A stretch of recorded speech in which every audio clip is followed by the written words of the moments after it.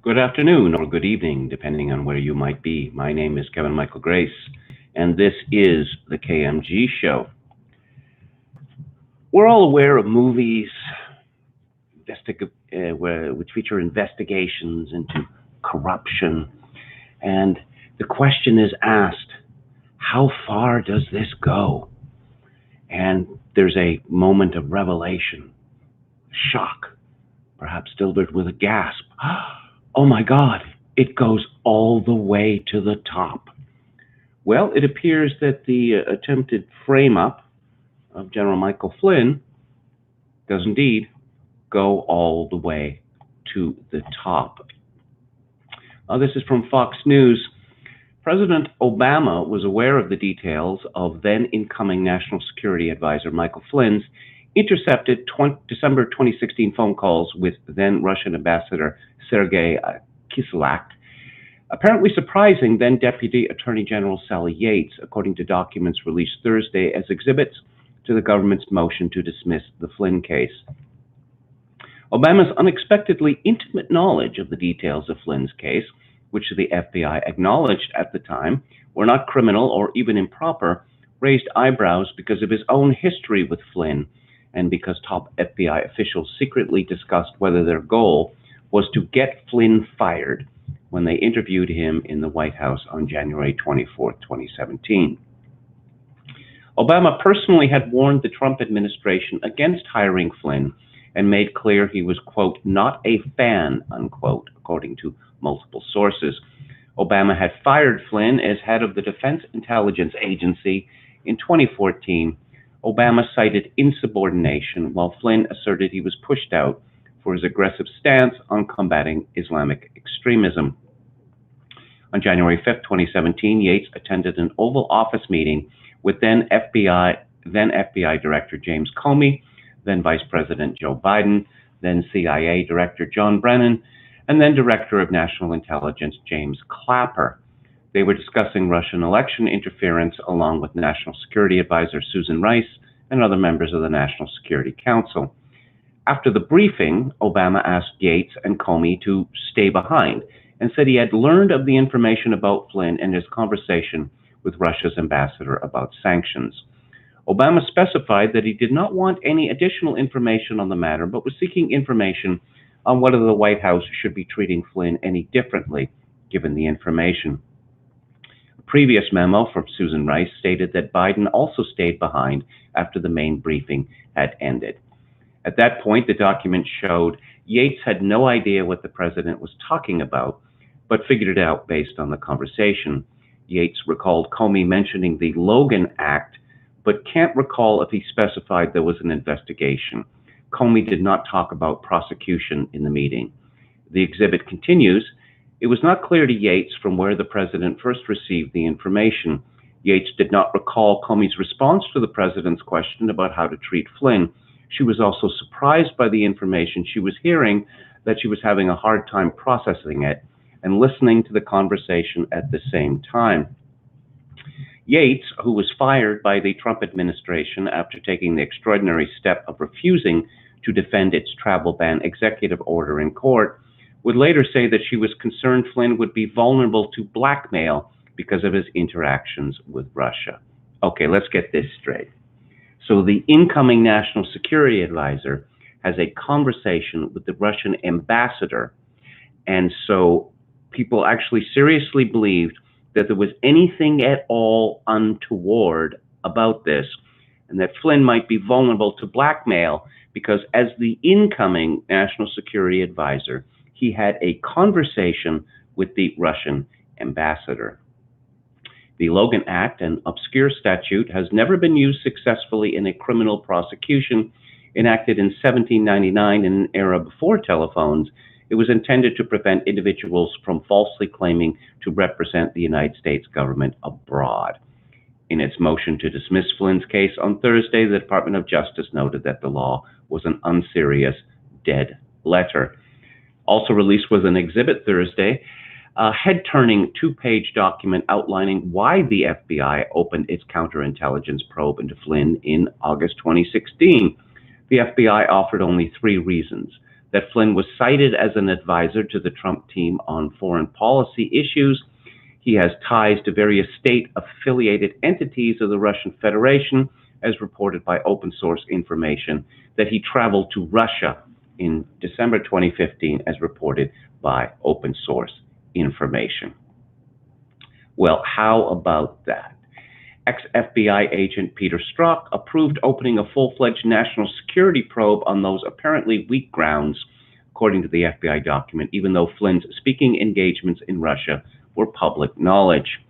DOJ guidelines call for the FBI to open such counterintelligence probes only when there is a reasonable and articulable basis to believe that criminal activity has occurred or that a threat to national security may exist.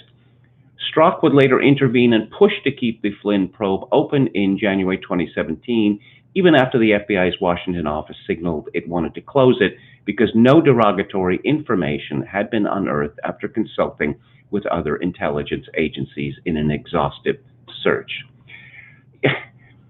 So the Obama administration wiretapped General Flynn.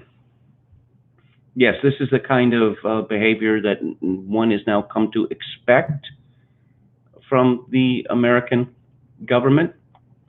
It's absolutely extraordinary that here's a man who had risen to the level of lieutenant general, who had been in Obama's cabinet, who had been tapped as a national security advisor by the incoming president, and he is treated by the Obama White House as a traitor, someone who must be watched. From the Daily Mail, the documents that have been used as exhibits in the government's motion to dismiss the case against Flynn, who was at the time due to become the NSA advisor under the incoming Trump administration, yes, show that this surprised Sally Yates. Obama's knowledge of the phone calls, which at the time the FBI said were not criminal in nature, is notable due to his own history with Michael Flynn. High-ranking FBI officials had secretly discussed whether their objective was to ultimately get the advisor fired when they interviewed him in the White House. Furthermore, in 2014, Obama had fired Flynn, and yes, so it would appear that Obama was pursuing a vendetta against Michael Flynn, and that I guess this was a two-in-one. That one, you managed to damage the new Trump administration by suggesting that the national security advisor was a Russian agent, and you get payback against a man who had disagreed with you. So yes, I'm looking at the actual redacted, declassified document, and it states quite specifically that Sally Yates had a great deal of trouble understanding how the President of the United States was aware of this. Barack Obama is no longer president, and he's engaged in becoming very, very wealthy, along with his wife, and the first black president of the United States, so perhaps he is untouchable. But Joe Biden, who is running for president of the United States, is not untouchable. And Byron York writes in the Washington Examiner, "What did Joe Biden know about Michael Flynn? It takes a little digging, but there's a Joe Biden connection deep inside the documents released as part of the Justice Department's decision to drop charges against Flynn. It is this: Sally Yates was Obama's deputy attorney general, and as such, she played a key role in the Flynn investigation. She told special counsel Robert Mueller's prosecutors in September 2017 that she did not know about the transition phone call between Flynn and Russian Ambassador Kislyak until she was told about it by Obama. It happened on January 5th, 2017. After the briefing, Obama dismissed the group but asked Yates and Comey to stay behind. At that point, Yates had no idea what the president was talking about. What does that have to do with Biden? The interview notes made no mention of the vice president, but think back to one of the stranger moments in the Trump-Russia investigation. Rice, on January 20th, 2017, at almost the exact minute the Obama administration left office, sent an email to herself documenting the January 5th meeting. This is how it began. On January 5th, following a briefing by IC, or Intelligence Community Leadership, on Russian hacking during the 2016 presidential election, President Obama had a brief follow-on conversation with Jim Comey, Sally Yates, and Vice President Biden and I were also present. The Rice memo to self always appeared to be an oddly timed effort to cover for Obama. President Obama began the conversation by stressing his continued commitment to ensuring that every aspect of this issue is handled by the intelligence and law enforcement communities by the book, Rice wrote. The president stressed that he is not asking about initiating or instructing anything from a law enforcement perspective. He reiterated that our law enforcement team needs to proceed as if it normally would by the book, unquote. Of course, that's not how the Flynn investigation turned out, not a bit of it. There was a bit of a protest too much quality to it all. And indeed, a lot of Republicans, as they tried to figure out what steps the intelligence and law enforcement agencies took against incoming President Trump, have always wondered just what Obama knew about it. But now it just so happens that another person who is in the room, the Oval Office, is running for president. So it seems reasonable to ask what Joe Biden knew about the intelligence and law enforcement efforts against the Trump team. The person who would most like to know the answer, the Trump campaign. Quote, Joe Biden was in the room when one of the greatest abuses of power by an administration in American history was in progress, Trump campaign spokesman Matt Woking said after the news broke. The corrupt media will do its best to cover up this scandal and protect him, but Americans deserve to know, what did Joe Biden know and when did he know it? Of course, shifting the attention to Joe Biden, I suppose, gets Barack Obama off the hook.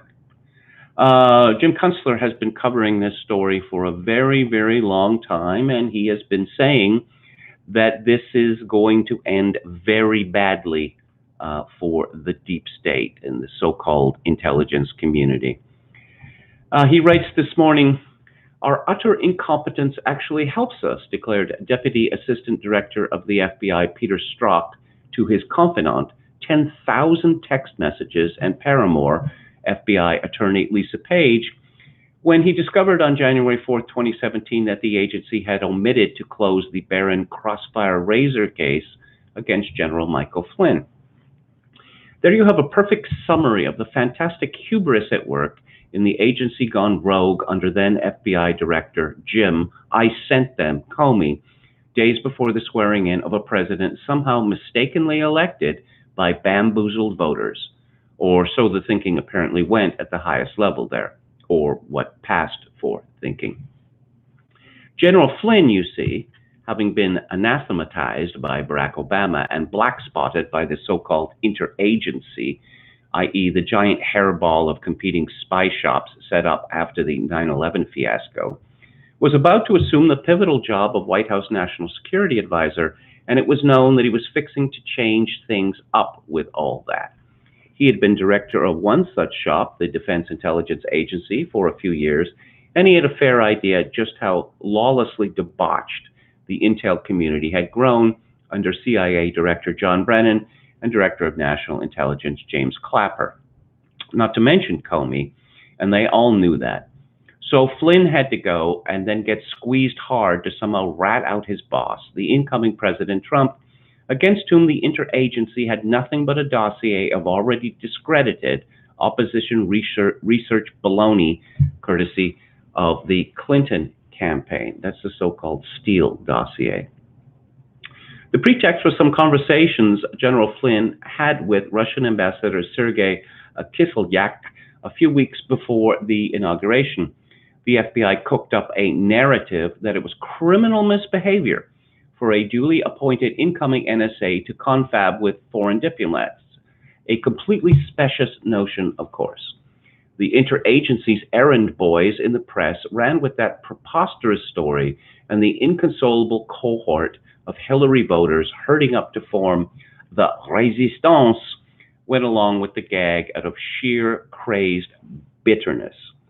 Attorney General William Barr neatly disposed of that yarn Thursday in his remarkable chat with Catherine Herridge of CBS News, saying, General Flynn was the designated national security advisor for President-elect Trump, and he was part of the transition, which is recognized by the government and funded by the government as an important function to bring in a new administration. And it is very typical, very common, for the national security team of the incoming president to communicate with foreign leaders. Could it be plainer? In dismissing the case, Barr gave such a concise, lucid, and comprehensive account of his action that the enraged cadres of the Resistance immediately set their hair on fire and lit up the cable news channels with thunderous objurgation. The most amusing instance featured the apoplectic homunculus Gerald Nadler, who threatened to haul Barr before his House Judiciary Committee to do some splainin' in the matter. That's a colloquy I'd pay to watch. The stolid AG laying it out again in calm, straight talk, with Nadler in such a stammering fury that his bariatric surgery adhesions finally give out and the committee chamber gets splattered with bits of brisket kugel and Dr. Brown's Cell-Ray tonic. Another ripe one was the MSNBC session between Resistance errand boy Chris Hayes and the redoubtedly mendacious Congressman Adam Schiff, whose own overloaded garbage barge of seditious perfidy was blown out of the water with one well-aimed torpedo by new acting director of national intelligence Richard Grenell, who threatened to immediately release Schiff's trove of long-hidden interview transcripts from the House Intelligence Committee hearings on Russiagate if the congressman did not do it himself and at once. The transcripts, you see, completely refute Schiff's own long-standing edifice of falsehood about having evidence of collusion between Trump and Russia. If the Democratic Party had any dignity, they'd take away his committee chairmanship at least. We await additional action from Grenell over Schiff's still concealed transcript of Intel Community Inspector General Michael Atkinson's secret testimony in last year's impeachment hearings. Congresspersons enjoy limited immunity against the fallacious and slanderous things they say on the job, but not from felony crimes. And Schiff may find himself liable for something like seditious conspiracy around his intrigues with so-called whistleblower, whose name I will redact, and others in the Ukraine-Gate sting operation. A great deal of evidence of official criminal malfeasance has spilled into the public arena over the past 3 years, but recently it has turned into a flood, perhaps due to Grenell's efforts, perhaps due to the posse of attorneys around Barr, including especially Jeffrey Jensen and John Durham. The official narratives of the Russiagate conspirators are now openly overturned. Too many people know everything. The chronology of their misdeeds is now clearly established. For instance, the fact that the highest officials in the FBI and DOJ knew by January 2017 that their sole asseveration of Russian collusion, the Steele dossier, was an utter concocted crock of shit. Which means, of course, that the Mueller investigation, begun months later, was also an adventure in bad faith, malicious falsehood, and official treachery. Everyone connected with it ought to be running scared now. Surely some will be indicted and tried, perhaps many. It will go hard on the whole resistance, including the millions of rank-and-file Democrats who linked arms to cheerlead countless acts of legal depravity that have undermined American principles of justice and fairness. Accounting for all that in the courts will put extra strains on this society beset by the coronavirus crisis and the harshest economic disaster in U.S. history. It's a hard passage, but it can't be avoided. The compliant and complicit news media has a lot to answer for, not only to the public, but to their boards of directors, if those boards still have a vestige of decency. But for the moment, they are still pretending that there's nothing to see. Sooner or later, though, it will hit them, all those editors and cable news executives, that in their bubble of arrogant self-righteousness, they parlayed away their self-respect, their professional reputations, and their personal honor. I should point out that Jim Kunstler was a reporter for many years of publications such as Rolling Stone and others. So he's not someone who speaks from a position of ignorance with regard to the media. So let's take a look at the chat. Isn't Chris Hayes the fellow who tweeted that he couldn't stop himself from crying? Isn't he that fellow? Ricardo Williams says, I find COVID more interesting than Flynn, if only because the FBI corruption visa Flynn is going nowhere. It's a black pill to even think about how these people are above the law. Well, they had better not be above the law, or it's going to lead to serious political and social consequences.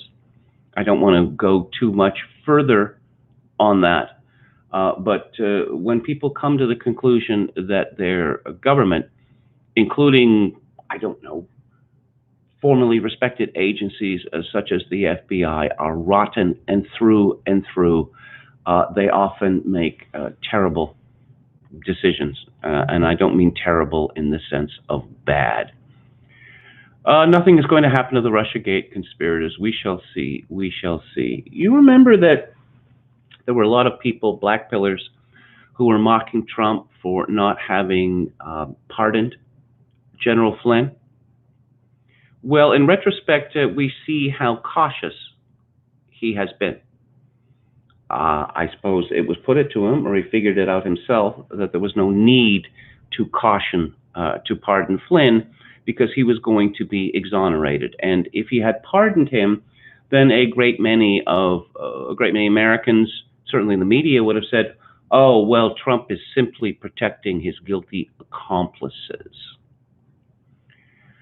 Chogan 666, one should never underestimate the stupidity and ease of manipulating people.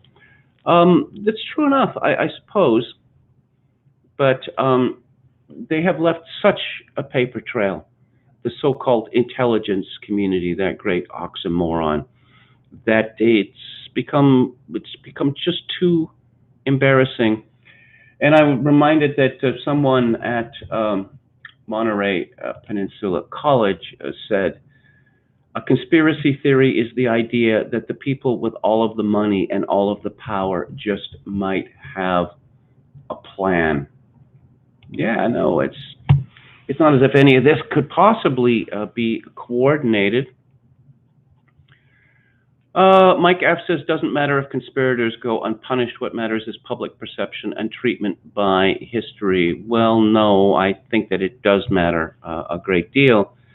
You might recall, some of the older listeners might recall, that G. Gordon Liddy, who is convicted of a first-time break and enter, it was not a burglary, because nothing was taken, was sentenced to 20 years imprisonment by so-called Maximum John Sirica.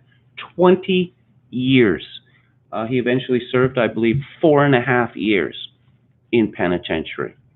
And, Maximum John was cheered to the rafters that this sort of thing cannot go unpunished. So I think it does matter a great deal. Mike F. said, Tucker said last night that in 20 years, Schiff's version events will probably be taught in schools. Well, he didn't exactly say that. I've seen the clip. What he said was that he feared that it would be taught in schools. Chocokin 666 says, waiting for Trump's swift retaliatory action. What we've noticed, the behavior of Trump in all of this, remember when all the black pillars were saying, fire Mueller, and he didn't do that?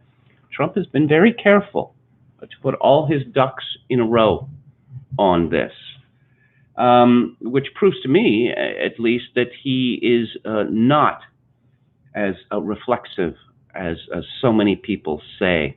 I don't think you bring about billion-dollar real estate developments by simply, lashing out in all directions and making irrevocable decisions, at a moment's notice, which are going to come back to harm you. David Wright says, you young people are way too impatient. Give him time, Ricardo. Of course, if Trump loses the election in 2020, in November this year, it's not going to make any difference, you know. Let's see. David Wright says, I can't even get out to the vitamin store. All I have is black pills in the house. Well, as you can see over there, I took action several weeks ago, basically to double and triple up on my vitamins in the event of shortages, although I don't believe there are shortages. Contra Coup says, it's been 3.5 years, and if he starts dropping indictments now, it will be portrayed somewhat accurately as election meddling. Well, as Cutler has pointed out many, many times, the DOJ knew, going back to January 2017, that they had nothing in terms of justification for what became the Mueller investigation. They knew this in January 2017. Susan Rice, their designated liar. I'd dearly love to see Susan Rice testify under oath about all manner of things. Perhaps about that meeting, you know, on the tarmac, just before it was announced that there would be no proceedings against Hillary Clinton for the emails. Oh, no, I'm not going to say anything bad about David Pinson. I like Dave, although I think that he jumped to conclusions about COVID-19. He's not wearing a mask anymore, at least his avatar isn't. Okay, what else do we have here? Yes, haha, Dr. Brown's cell ray. I don't really know to what that refers. I quite like this. Anyone ever seen Chris Hayes and was that I've forgotten her name, Rachel Maddow, in the same room? They're certainly very emotional people. There will be no political consequences. We shall see. Tom Anderson, when has the FBI ever faced consequences for its decade-long history of malfeasance? Well, the FBI was certainly got a kicking from the Church Committee in the 1970s, and in fact, serious power was stripped from them at that time. Metal Mike says COVID-19 researcher was killed in a murder-suicide. Yeah, this documentary, which it keeps being banned by YouTube over and over again. A woman's name, Dr. Mikovits, I believe her name is, and she now has the #1 best-selling book on Amazon. Now, I haven't seen it, but people that I trust tell me that there's about 10 to 15 minutes of good stuff, and then it disappears down the rabbit hole. Today is the 75th anniversary of VE Day, which is the end of the war, the successful end of the war for the Allies in Europe. And it must be a bittersweet day for, well, mostly bitter, for those people who love Britain as I do. I'm half British myself by birth. According to the BBC, extracts of Winston Churchill's VE Day speech have been broadcast for the nation as part of the commemorations for the 75th anniversary. Britain's wartime leader spoke about a brief period of rejoicing amid toils and efforts in the replayed speech. Earlier, the Prince of Wales and the Duchess of Cornwall led a 2-minute silence, and later the Queen will address a nation still in lockdown. Boris Johnson expressed eternal gratitude to the wartime generation. This year's celebration is limited as the lockdown prompted by the coronavirus pandemic means there will be no large-scale street parties or parades. Yes, the BBC doesn't seem to be noting the irony here. Not even a bit. In a message, Johnson referred to the virus outbreak, saying it demands the same spirit of national endeavor as shown during wartime. We can't hold the parades and street celebrations we enjoyed in the past, and why not, Boris? But all of us who were born since 1945 are acutely conscious that we owe everything we most value to the generation who won the Second World War.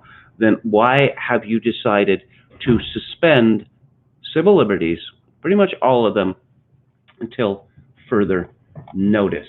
Apparently that's what Britain was fighting against. But we're not supposed to pay attention to that.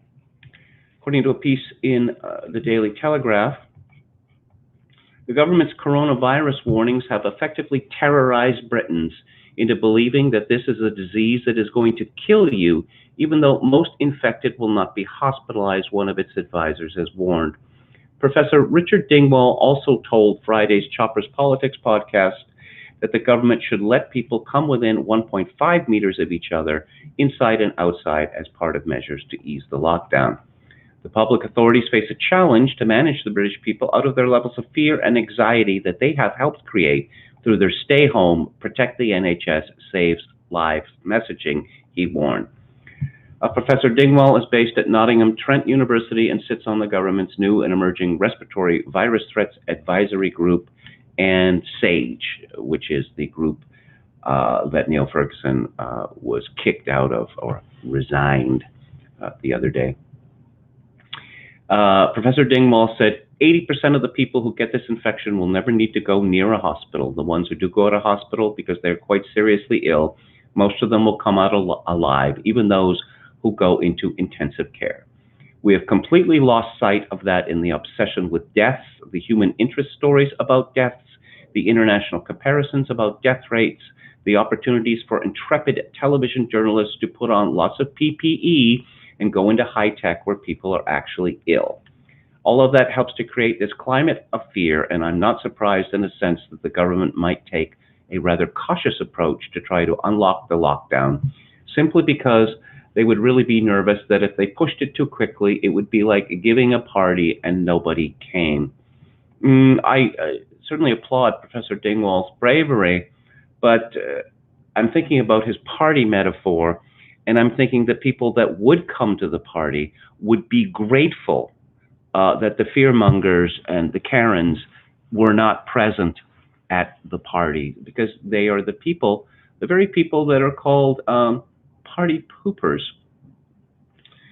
Dingwall continued, there's a fair degree of consensus now among people who are more expert on these things than I am that outdoor transmission is negligible. Personally, I think we could quite safely go to 1.5 meters, which seems to be an internationally acceptable standard inside and outside. Dingwall said he'd been told by a senior public health specialist that we knew it was 1 meter, but we doubled it to 2 because we did not think the British population would understand what 1 meter was, and we could not trust them to observe it, so we doubled it to be on the safe side. This is the sort of thing that enrages people. You have to stay 2 meters apart from everyone. Oh, you will die. It's that simple. Oh, we lied about that. 1 meter is sufficient. Perhaps, if they had said 2 yards, right, or 1 yard, then people would understand that. Actually, a meter is rather longer than a yard. But what happened when Imperial was abandoned in Britain and in Canada is that, okay, we'll just round everything up. He said, if you think of it as a circle around a person that you're trying to protect, if it is 2 meters, that circle is 12 square meters, 1.5 meters, that circle is roughly 7 square meters. If you come down to 1 meter, is 3.5 square meters. You can immediately see what a difference that makes to any shop, any leisure or retail place. As you reduce the distance, the area that is sterilized shrinks quite dramatically.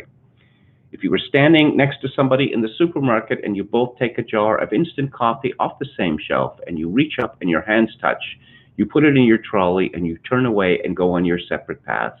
That again is not something to get unduly worked up about.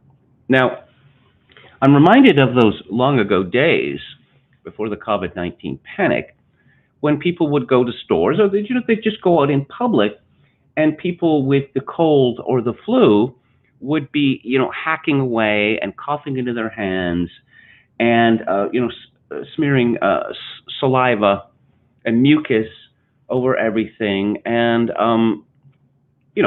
sometimes people would get dirty looks and the like, but there was no great fear about this fact, despite the fact that influenza kills tens of thousands of people every year.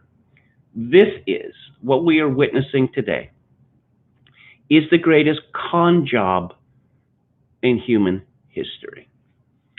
A tweet from the royal family: today is the 75th anniversary of VE Day, the day when people across the Commonwealth marked the end of war in Europe with a mixture of jubilation and quiet reflection on the many sacrifices which had been made for peace. And I responded, and 75 years on, Britain has been invaded by millions of rebarbative foreigners.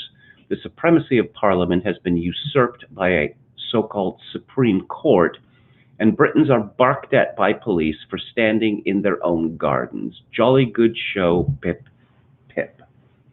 Britain was absolutely devastated by the Second World War. To give one example, despite there's a vast destruction of Britain's major cities, food rationing did not end in Britain until 1954, 9 years after the war. Shortages had been so common that Anthony Burgess, the great novelist, remembered reading a short story that began, "It was the 100th day of the razor blade." And what did Britain make all of these sacrifices for? It's hard to see now why they made these sacrifices, given that, as I say, their country's been invaded, that Parliament is no longer sovereign, that they have no civil liberties left, that there's no jury trials happening in Britain anymore, and perhaps there won't be any jury trials in the future.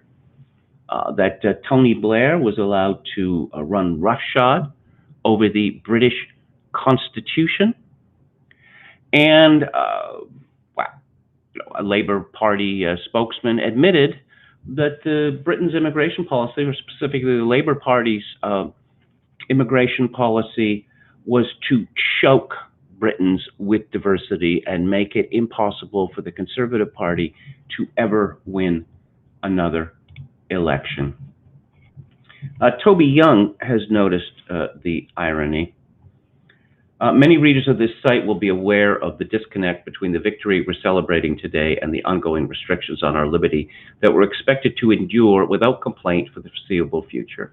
One particular reader, a distinguished journalist and author who cannot say what he really thinks about the lockdown without jeopardizing his career, and think about that, has sent me what he'd like to say publicly. I'm sure many of you will share his sentiments. I know I do. Quote, "There's a horrible irony that the 75th anniversary of VE Day should fall during the lockdown. The British nation fought the Nazis to preserve our ancient freedoms so that future generations would be able to live without fear. At this moment, Parliament is no longer properly functioning. Jury trials have been suspended, perhaps permanently. Technology giants appear to be censoring free speech. Protest is deemed a dangerous activity, and the citizens of this country remain under indefinite house arrest." A year before VE Day, Friedrich Hayek published The Road to Serfdom. Never before has our nation progressed so far down that route. What in hell is there to celebrate? The Telegraph's Camilla Tomini reports that Boris Johnson is alarmed by the hairs that have been set running by newspaper headlines proclaiming the lockdown will end on Monday. Yesterday, a spokesman for the Prime Minister tried to lower expectations, saying that we will advance with maximum caution, and Number 10 insiders have warned that any easements to the current government guidelines will be very limited. The same tone is struck on the front page of the Times, which reveals Boris is planning to keep the country locked down until June. Yes.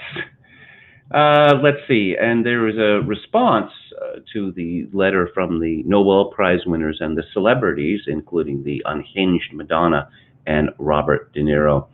This one is co-authored by 3 Catholic cardinals and an archbishop, and signed by more than 80 people, including prelates and theologians, doctors, lawyers, journalists, and intellectuals. It contains many of the standard Catholic objections to vaccination programs, but large parts of the letter will appeal to all lockdown skeptics. Here is one of the opening paragraphs.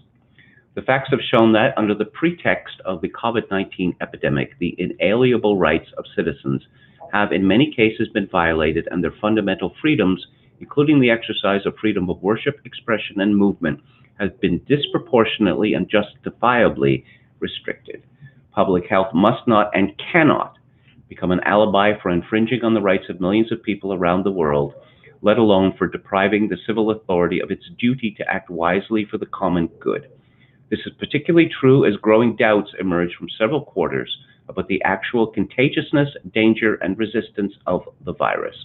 Many authoritative voices in the world of science and medicine confirm that the media's alarmism about COVID-19 appears to be absolutely unjustified. I should say something about, I spoke yesterday about various analyses of Professor Neil Ferguson's Black Box. And I don't think that I made it clear enough that what these people are looking at, what these coders are looking at and excoriating, is not actually the black box that was used to shut down the world. Ferguson refused to release his code. Now, the code was given to Microsoft, co-founded by Bill Gates. And so for weeks now, coders at Microsoft have been working frantically to tart up a Ferguson's model. The model is still absolute rubbish with no predictive power whatsoever. The results can never be replicated. It doesn't work on multi-core processors, but it was even worse before this. Let's see, Young writes, a reader tells me about an encounter with a doctor on his daily bike ride this morning. I bumped into a neighbor cycling with their daughter. Her daughter is a doctor at a large hospital in the east of England. The mother has been an assiduous lockdown observer, but has had enough. So has her daughter, who has been working in a COVID ward, and she's come home for a week's rest, driving across country to do so. The neighbor's elderly grandmother died a week or so ago, not from the virus, and will be buried at a funeral with 5 mourners next week, which will include the profoundly traumatized neighbor's mother, who was unable to see her mother, the grandmother, in her last weeks. The neighbor says she wished she'd arranged the funeral to be in the B&Q, since on a click and collect trip the other day, there were so many people in there, it was obviously a full wake could have been surreptitiously arranged. Yes. Avaz, the U.S. campaign group that Neil Ferguson's girlfriend, Antonia Stotz, works for, has published a letter calling for even more censorship on social media of anyone who dissents from COVID orthodoxy. Perhaps Antonio Stotz could get a job as a member of what the Mail describes as Facebook's new thought police.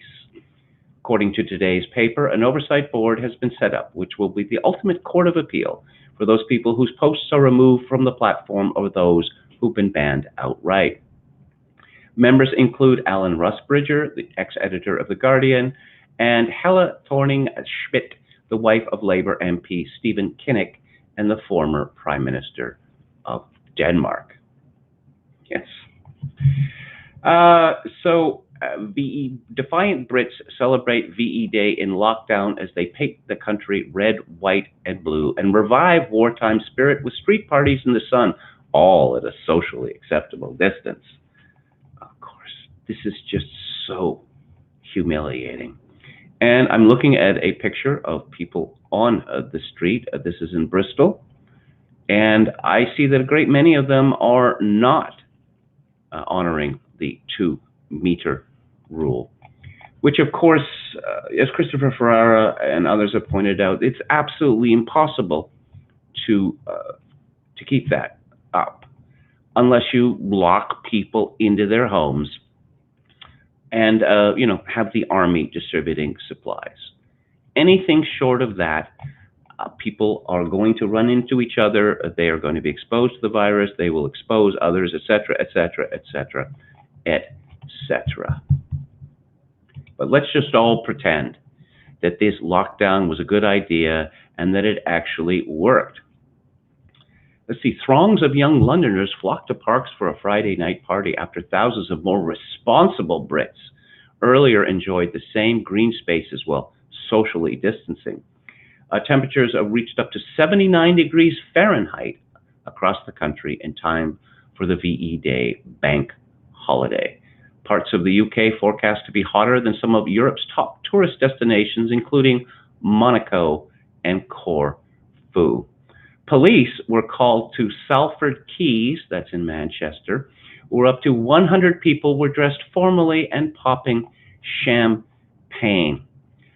This is absolutely enraging.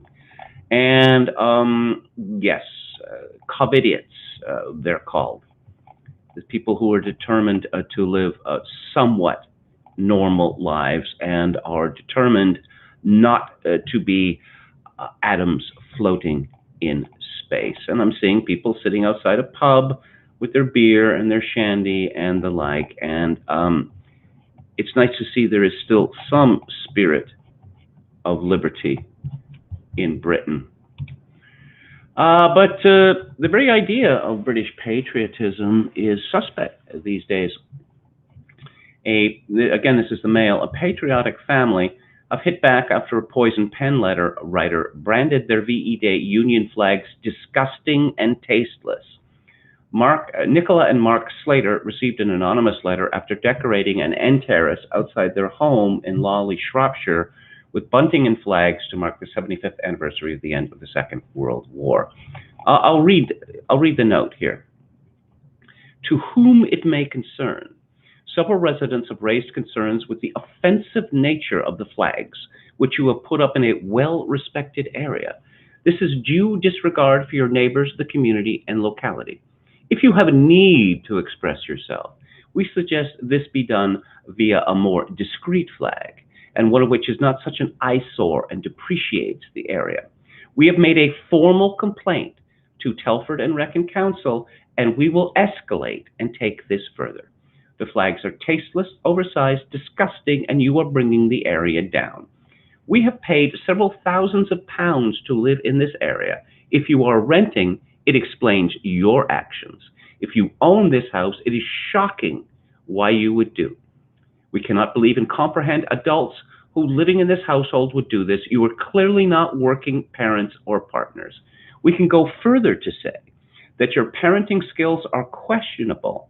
And if you are role models for your children, what must they be like? Learned behavior. This is not the first occasion where these flags have been raised. This was apparent during the World Cup. We request with immediate effect these flags to be taken down. We will take this further. Regards, Lawley Village residents. Let's see, mother of two, Nicola, who runs a travel company, said, my husband is very patriotic. On St. George's Day, he gets suited up, puts on a red rose with hundreds of mates who put flags up on their houses too. St. George's Day is particularly suspect in England because the English aren't allowed to have their own country. Scotland is its own country, Wales is its own country, but not England. Incredibly, the media and the elite have put it about that just to display the St. George's flag is to declare oneself a racist. I've read from this fellow before. His name is Glen Pearson. He's a former Liberal MP, and he's very much about saving the world. He has 3 adopted children from the Sudan. This essay, which appeared today, is incredibly called "The Coronavirus Might Just Save Us." Now, it's a conspiracy theory to speak of a pandemic or to look at the COVID-19 panic in terms of not letting a crisis go to waste, or even to suggest that this was in any way engineered. But frankly, when I read effusions such as this, it is difficult not to come to that conclusion. He writes, let's put this emergency in another light. Look at it another way.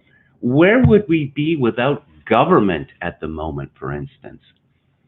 Well, perhaps if we'd had a different government, the whole of Canada would not be locked down and our economy wrecked, perhaps forever, for a disease where 82% of its victims, or those who've died, come from old age homes. Seriously, if it wasn't for the very stimulus effect, nations would be on their knees, not confined to their dwellings. Yes, this is what Michael Crichton called the what wet streets cause rain argument. There would be no need for these stimulus efforts if the governments had not smashed the economy. He continues, the various investments from federal, provincial, and local governments have kept us from devastation and public turmoil. Well, we haven't seen public turmoil, not yet, but the devastation is here and it's not going away. Yet it was only 2 months ago that so many commentators and others were informing us every day that government was the problem and that less of it was the solution. This pandemic would look totally different right now if they had won out. So you see, it's all kind of worth it, because the COVID-19 panic, the sanitary dictatorship, has apparently persuaded us that we'd be helpless without government, and that, I don't know, I suppose we should be grateful for any civil liberties they let us keep. And we are discovering that our communities really matter, that our neighbors are more than just people who live around us. What is he talking about? We have been encouraged, we have been ordered to regard every single other person in my country as a deadly threat. There are no communities under such circumstances. We are actually respecting one another, and citizenship is now about respecting social distancing. That's straight out of Stalin's Russia. I can just see that as a slogan, as a billboard. Citizenship is now about respecting social distancing. So he goes from communities to talking about social distancing without even a hiccup. Without even a hiccup. I've spoken over and over again about the cognitive dissonance which seems to be built into perhaps the central feature of all progressives. We are in the process of discovering just how fragile our health is. No, we're not, actually. And just how pivotal our health systems are to our survival. This is no longer a theory postulated by some, but a renewed creed for any society that wishes to endure into the future. Oh my, how did Canada manage to survive until we got socialized medicine in 1965? It must have been a terrible, terrible place. I don't know, were people living in mud huts before then? We are now learning that we weren't investing enough into our health systems previously, and it's likely we will wish to correct that once COVID-19 has passed. That's clearly not true. It's clearly not true. Our hospitals were not overwhelmed in Canada. And we are getting new lessons in leadership. Many of those pining for better leadership in the past are now strangely silent, while others have stepped forward in remarkably unexpected ways. They are reaching out to the vulnerable. No, they are not. They are shutting them off from everybody, respecting the needs from distance. You see, this cognitive dissonance, again, reaching out, but at the same time respecting the need for distance, listening to health authorities and political leaders, which, is particularly easy when Twitter, Facebook, and YouTube and the like will simply erase any dissenting opinions. Rediscovering solitude in ways that are energizing. Being locked into your house or your apartment, like as a child is locked into his room, is not energizing. That's the whole point. That is why the threat to a child of having to stay in his room is taken seriously. And those institutions Many spent their online space denouncing, have shown up with capacity just as we needed them. Not just governments, but nonprofits, charities, foundations, research institutes, businesses large and small, not so much the small ones because they've been shut down as non-essential. Media outlets, service clubs, and faith groups. Well, I guess faith doesn't actually require people to go into, churches and the like. It can be entirely virtual now. Education centers, yeah, we don't have, the schools are all shut down. So you notice he doesn't say schools. And civil servants who are all getting paid, pretty sweet. Well, the critics have grown silent in their ineffectiveness, not this critic. These groups have come forward in their duty and their dedication to their job. There's only one problem in all this. We might just toss it away. Oh my God. We might go back to the anarchy before COVID-19, like some empty container once the crisis has passed. To be guilty of such an oversight would be a tragedy of major proportions to democracy, for communities, for humanity, for our children. There are times when civilization gets to make a choice as to what path to take in order to progress. This is one of those occasions. We had permitted our politics to get separated from hegemony. What? Really? Because there's no question that there is a hegemony here in Canada and elsewhere in the West, and there's no question about the people who are in charge of it, people like Glen Pearson. Economies to grow from average people and companies to be about owning shares rather than investing in communities, but it was worse. We'd also defamed one another online. Oh dear. Failed to support local businesses. You mean like the ones that have been shut down by this ridiculous panic? We are about to have the chance to change all that, to redirect our energies and our humanity, to use economies for people rather than the other way around, to make communities real communities. Keep that social distancing up, people. That's how we grow stronger, by being terrified of each other. Key to it all will be convincing our elected and financial leaders that we wish to invest in the lessons stated above, as opposed just getting back to those old ways of doing things that so enfeebled us and made us vulnerable. The world as we knew it pre-COVID is just what got us into this predicament in the first place. No, it isn't. What got us into the first place was cowardly, ignorant, panic-stricken leaders deciding, yeah, there's a study from Imperial College that says that life must come to an end, otherwise everyone is going to die. That's what got us here. Will this trending hold? Perhaps not. But should the citizens of Canada choose to take this moment to pursue equitability, we might just turn those COVID lessons into reality. Ironically, the pandemic may have saved us. So truly, freedom is slavery. Never letting a crisis go to waste. You ever heard of that toxic masculinity? Apparently COVID-19 might just cure that as well. This is from Bloomberg. Therapy to reduce testosterone and other hormones in men with prostate cancer may have a protective effect against the new coronavirus, a study of thousands of Italian patients showed.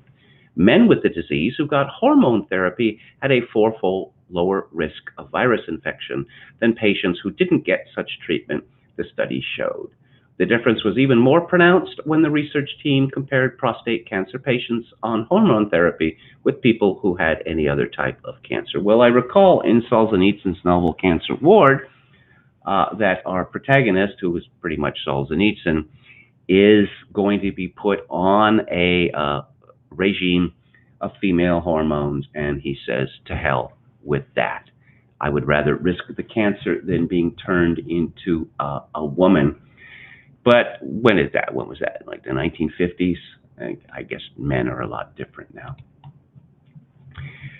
From the Mail, men are twice as likely to die from coronavirus as women. The feminists have been carrying on about, won't someone think of the women, that it's the women who are suffering the most? No, not true. Elderly, obese, and ethnic minorities are also substantially more likely to fall victim to the illness, according to NHS England analysis of 17.4 million patient records. It revealed that Black and Asian people are 1.7 and 1.6 times more likely to die from the virus than white people, respectively. This latest study also suggested smoking has a protective effect. Well, let's see. I'm doing my part. Those who had never smoked were twice as likely to die from the virus compared to current cigarette users. It is the latest in a growing line of studies to suggest smokers have a lower risk of becoming seriously ill with COVID-19, which researchers describe as weird. And vitamin D. Well, I got plenty of vitamin D. I've been taking vitamin D, first in multivitamins and then separately as well for quite some time. I don't know how efficacious it is. You know, I take all these supplements, and maybe they're of no use at all. But studies have found, you know, that placebos are quite powerful. So even on that basis, I think that they have some efficacy. Again, from the Mail, more evidence has emerged which suggests COVID-19 patients with high vitamin D levels are more likely to survive the disease. Of course, you know, you can get vitamin D naturally from the sun, but you have to go outside to do that, and apparently going outside is wicked. A study from the U.S. found patients with a severe deficiency are twice as likely to experience major complications and die. The call for more research to understand what causes this connection between vitamin D and coronavirus mortality. They do, actually. Vitamin D can make its way into the human body either through certain foods such as fish and mushrooms, or can be produced by skin cells when exposed to sunlight.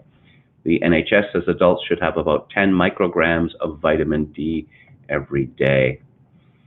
And there is a picture of Jameson D3 vitamin, which, how about, hey, just wait a second. That has got to be worth a lot of money to the Jameson Company, which I understand Eric Margolis, the columnist, the opinion monger, I understand that's his family business. So, how many people does COVID-19 kill? Well, again, according to the Mail, COVID-19 could kill 1 in every 133 people it infects. Now, to me, that does not sound like the kind of risk which necessitates smashing the economy, smashing society, and stripping us of our civil liberties. But there you have it. I say the Z-Man is mad as hell, and he's not going to take it anymore. He writes today, I don't know about anyone else, but I'm finding that my patience is running thin with everything that is going on with the virus. I've never been much of a television watcher, but I still catch Tucker's monologue a few times a week. I've stopped that this week as I cannot take another ad from a corporation telling me how much they care and how hard they're working on my behalf. I can't take any more nonsense about hero nurses and doctors. In fact, I'm starting to become a nursist. Going outside has now become a depressing reminder that we now live in an explicitly authoritarian society. It used to be a very soft, passive-aggressive authoritarianism that you could ignore while enjoying your life. Now it is an in-your-face corporate authoritarianism that is impossible to ignore. On a trip to get supplies, it is a constant reminder of Theodore Dalrymple's famous quote about communism. Not even the quiet revenge fantasy on the commute eases the burden. And I will read Dalrymple's. I'm sure many of you are familiar with it. Dalrymple wrote, in my study of communist societies, I came to the conclusion that the purpose of communist propaganda was not to persuade or convince, not to inform, but to humiliate. And therefore, the less it corresponded to reality, the better. When people are forced to remain silent when they are being told the most obvious lies, or even worse, when they are forced to repeat the lies themselves, they lose once and for all their sense of probity. To assent to obvious lies is, in some small way, to become evil oneself. One's standing to resist anything is thus eroded and even destroyed. A society of emasculated liars is easy to control. I think if you examine political correctness, it has the same effect. and is intended to emasculate liars, well, emasculation will be much less of a burden if all of the men are topped up with female hormones. So Z-Man continues, when this started, my sense was the panic would peak around Easter and then begin to decline as the obvious became obvious. The politicians would see the damage they were causing and panic in the other direction. The public would quickly figure out that a disease with a 99% survival rate was a risk worth taking in order to put food on the table and a roof over the head. But now we would be in a mad dash to talk ourselves into believing everything would get back to normal.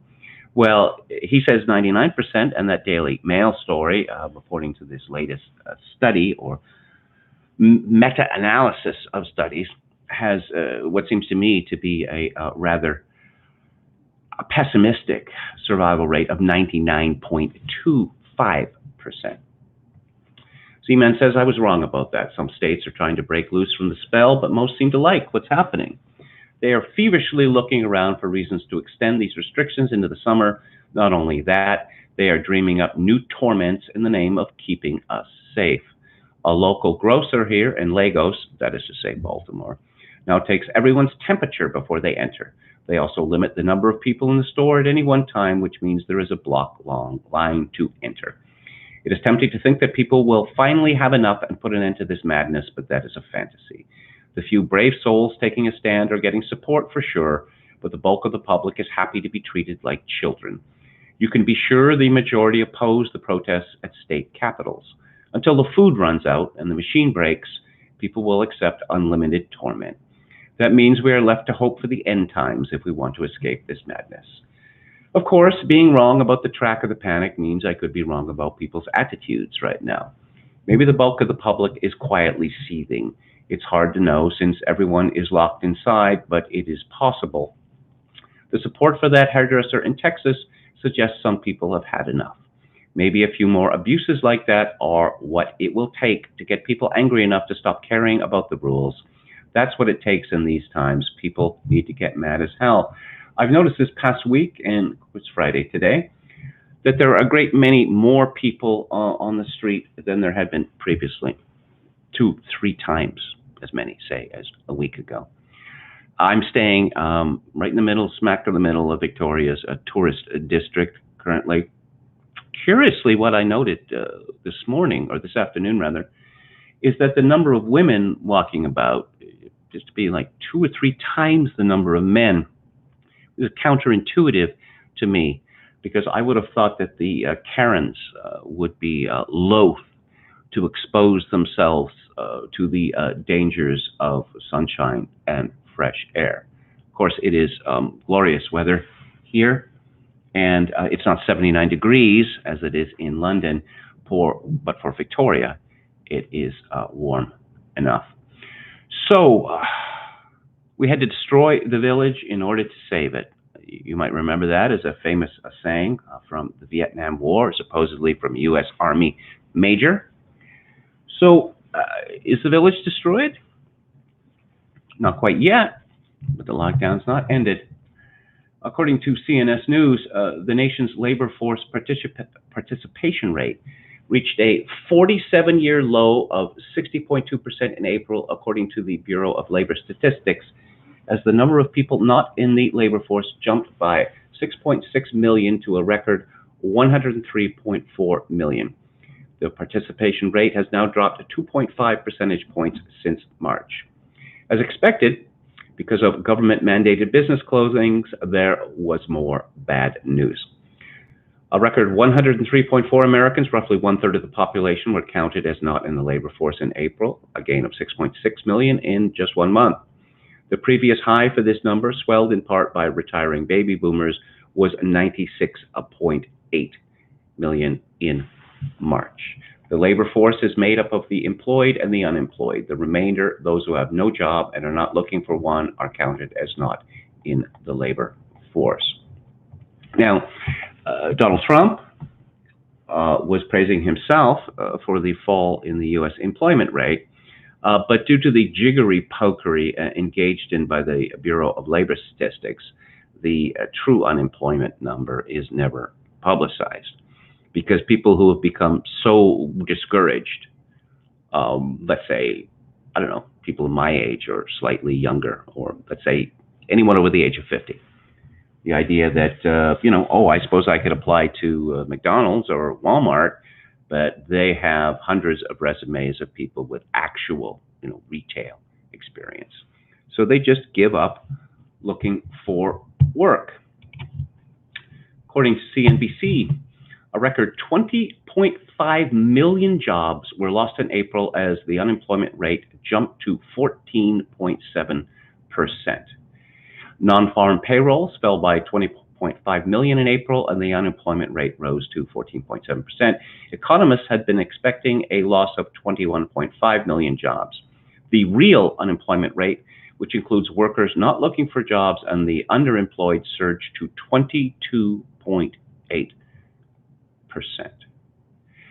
Both numbers easily smashed post-World War II era records and help reflect the profound damage done through efforts to combat the virus. Economists surveyed by Dow Jones had been expecting payrolls to shed. I already said that. The bleak numbers paint a pretty dismal picture, but April may be it for job losses going forward with the country starting to reopen. Yeah, I wouldn't be too sure about that. Someone called Movement Capital tweeted, stocks are up when 20 million people lost their jobs. Even if you knew the next year of economic data, it would be tough to actually make money on that. Expectations and liquidity beat fundamentals in the short term.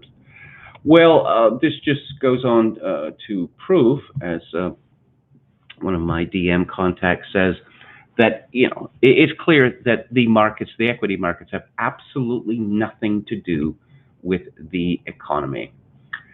According to the Mail, they'll all be back. Trump tries to strike optimistic note as more than 20.5 million people lose jobs in April.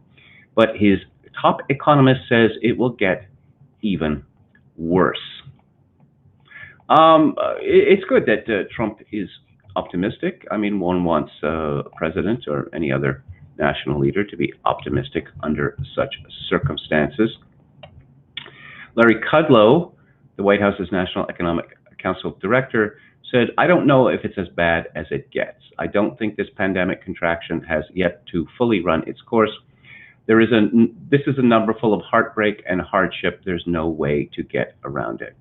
He added that there is no way to tell if unemployment numbers would decline even further in the next few months.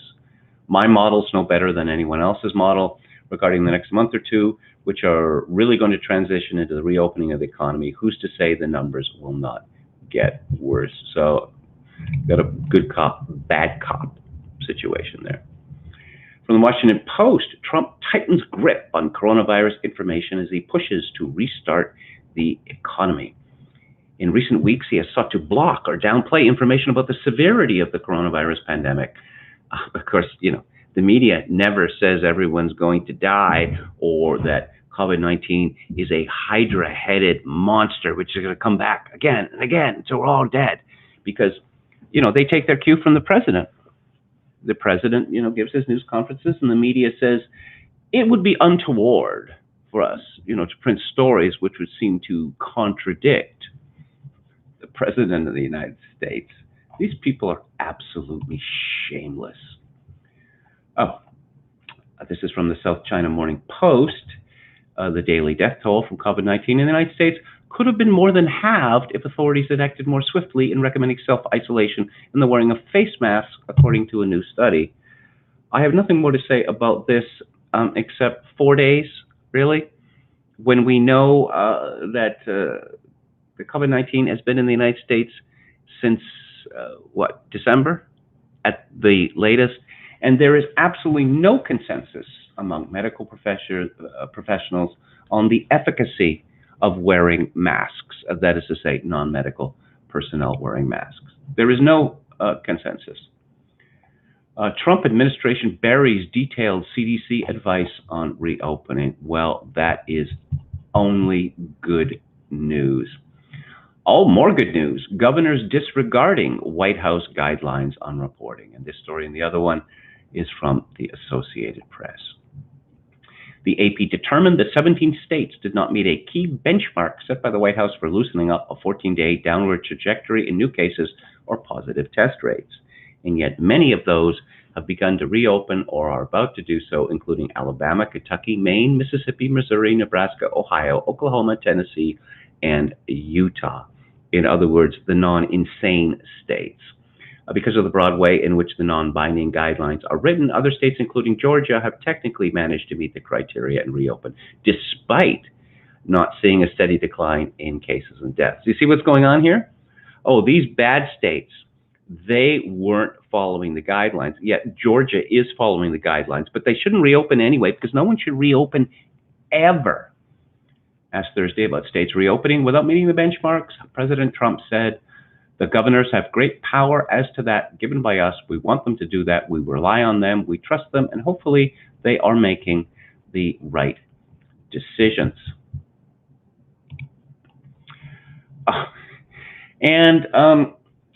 You know, they talk about a new normal. Well, in Chicago, as they call it, it's very much the old normal. According to Agence France-Presse, the streets of Chicago may be largely empty as residents hunker down from coronavirus, but some of the city's most deprived neighborhoods are still echoing to the sound of deadly gunfire and raucous partying. While significant falls in crime have been one of the few positive side effects of lockdowns in much of the United States and elsewhere, they have barely made a dent in the homicide rate in Chicago, a city that has long recorded the most murders in the country. Chicago police say 56 murders were committed in April, despite statewide stay-at-home orders, only a fraction lower than the 61 for the same month in 2019. While last weekend, the first of the new month, 4 people were killed and 46 others shot and wounded. And it's a good thing all around that the residents of Chicago's most deprived neighborhoods are notoriously bad shots. Oh, and the mayor of Chicago, who is this just astonishing looking woman called, Lightfoot? Lori Lightfoot? Something like that. She's this lesbian dwarf with this terrifying visage. She actually gave an interview. Is that Cory Booker? It could be. In which she says that we're going to have to get with the New World Order going forward. She actually said that. Joe Biden, still running for president. According to the Washington Post, glitches, awkwardness, and blank screens mar Biden's virtual Tampa rally. I don't know. Wouldn't that be sort of a pretty good summing up of Biden's whole campaign? Slightly altered. Glitches, awkwardness, and blank stares. Isn't that pretty much it? There's also the creepiness and the sexual violation claims. Oh, yes, Avaz is speaking out for health professionals who are sounding the alarm over social media infodemic, which I alluded to earlier. I wonder if the lovely Antonia Schatz is involved in this campaign. Yes, Facebook's new thought police, I mentioned that earlier. Yeah, Nick Clegg is involved with this. He is, he was a famous champion of the European Union. There's not much that is British about him, actually. Oh, and from the New York Post, social media networks scrambling to remove viral pandemic conspiracy video. The roughly 26-minute pandemic movie has been viewed and shared widely on YouTube, Twitter, Facebook, and Vimeo, and clips of it also circulated on Twitter this week. The clip, apparently an excerpt of a larger documentary to be released this summer, makes a number of bogus, unproven, or misleading claims, like that the coronavirus pandemic was created to make profits off vaccines. And in defiance of the advice of medical experts, it suggests that masks can make people sicker and that sheltering in place harms the immune system. There are a great number of medical experts that say exactly that sheltering in place, it delays herd immunity and actually does harm the greater immune system. And as I've mentioned earlier, and I have been keeping close tabs on this, There's absolutely no consensus on the efficacy of masks. Facebook told CNBC that the video violated its policy and would be removed. Yeah, a whole lot of people are saying in response to this that this was an example of the Streisand effect, or just the fondness for conspiracy theories now is an example of how just a total erosion of trust, collapse of trust in the mainstream media. People believe the mainstream media, then there wouldn't be such hunger for alternative, or, if you will, conspiracy theories. Fraser Nelson writes in the Telegraph, if lockdown is to continue, we should be trusted to know the real reasons why. It's unfair to blame Professor Neil Ferguson. He never asked for such power over our lives. He was asked for his opinion, and he gave it. His charts showed that, hang on, just let me get to the unlocked down version of this story. His chart showed that school closures, social distancing, washing hands, nothing would do enough to impact the spread of the virus. Only a full lockdown, ran his argument, would crush the COVID growth rate, and it would do so almost overnight. Why was the professor so sure? There was no real time to ask or explain. Advisors advise, ministers decide, and the Prime Minister decided to take the advice of this particular advisor. But now it's perhaps time to ask more questions about how we ended up here. At the time, Professor Ferguson was using models or educated guesswork. Now we have all too much data with the heaviest death toll in Europe, enough to ask what has lockdown achieved, which parts worked and which did not. Some epidemiologists now argue that Britain's outcome, more deaths than anyone else in Europe, has shown the world that lockdown failed. Where is the evidence to disprove this? So far, Britain has been engaged in what might be called black box democracy, huge decisions being taken on advice which is largely kept secret. We're typically told that a policy is guided by the best scientific understanding, but there's not much chance to scrutinize it. A committee of scientific advisors comes up with research and options, pass documents to number 10 where decisions are taken. The advice might be emphatic or full of caveats. It could be brilliant or contain glaring omissions. There's no real way of anyone outside number 10 knowing. As I mentioned yesterday, it would have been fairly easy. You don't even need to get a scientist to do this, or a statistician. Just get someone, some political advisor. Okay, this is what you're going to do today. You're going to spend the day on the internet, and you're going to, find out about Neil Ferguson and his Imperial College models. How have they been used in the past, and were these predictions worthwhile or not? Alternately, I suppose you could bring in some computer professionals and ask them, or get someone to ask them, black box. Well, what's a black box? Oh, so you're saying that Ferguson isn't releasing his code. Is that significant? That this code has not been examined, tested, validated by others? Oh, dear, that might have, made a difference. But I don't know, I just got the impression that Boris Johnson simply panicked, that the media was shaking its fist at him, and I have no doubt that Carrie Simons put her oar in. So, numbers.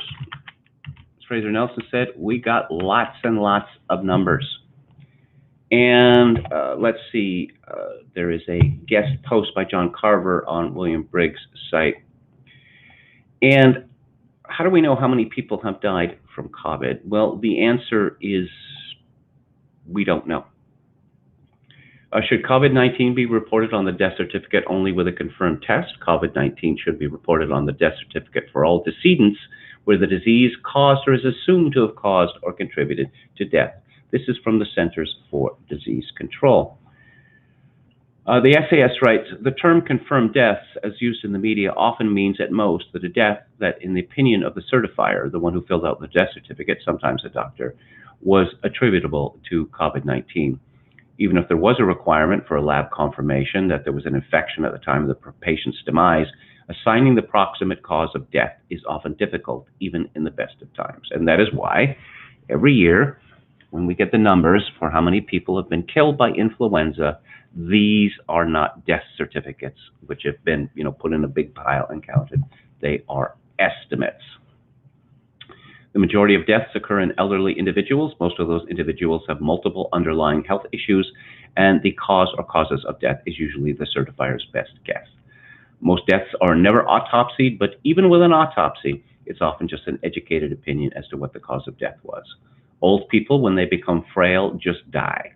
It's just a fact of life, and it could be a fool's errand trying to ascribe a cause of death in those cases. In nursing care facilities, the median life expectancy of residents can be shockingly short. A 2010 study found that the median life expectancy after admittance was a mere 5 months.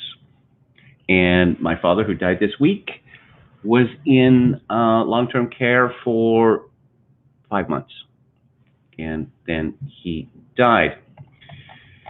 And it's not unexpected. Now, he takes a look at the Johns Hopkins COVID-19 dashboard. Quote, confirmed cases include presumptive positive cases and probable cases in accordance with CDC guidelines. Death totals in the U.S. include confirmed and probable.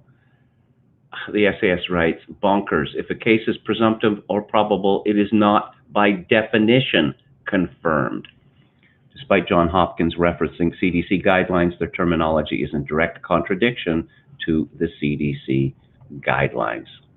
Confirmed cases include presumptive cases. If a case is presumptive, it is by definition not confirmed. Oddly, the creator of this Johns Hopkins website releasing medical statistics to the world is not an epidemiologist, but an associate professor in the Department of Civil and Systems Engineering. Johns Hopkins is one of the premier medical institutions in the U.S. and should not allow such flagrant misrepresentation of data. Let's have a look at the chat. We have more than infinite number of numbers, says Donald Robertson. Roy asks, any awesome investment ideas, commodities, department growth, tech, delivery services? Yes, well, okay, they seem to be doing very well. Chogagan66 makes a rude suggestion, which I'm not going to repeat. Contracu says, for respiratory illnesses, masks do work. How could they not? Mask has been standard personal protective equipment since literally the Black Plague. Anyone who has told you otherwise has lied. I've seen various explanations to the effect that wearing masks can cause concentration of what we might call, ill humors. And for that reason, they are useless. Again, I have made no study of this. I'm not in a position to make study. I have seen over and over again respected medical professionals say that masks are useless. I'm just reporting what I have read. Contracu says, the New World Order, a place where you can't go fishing with your son in an empty lake, but inner city parties go on unabated. Well, Mayor Lightfoot went to the inner city and told her people to go home, and to their credit, they responded, you go home.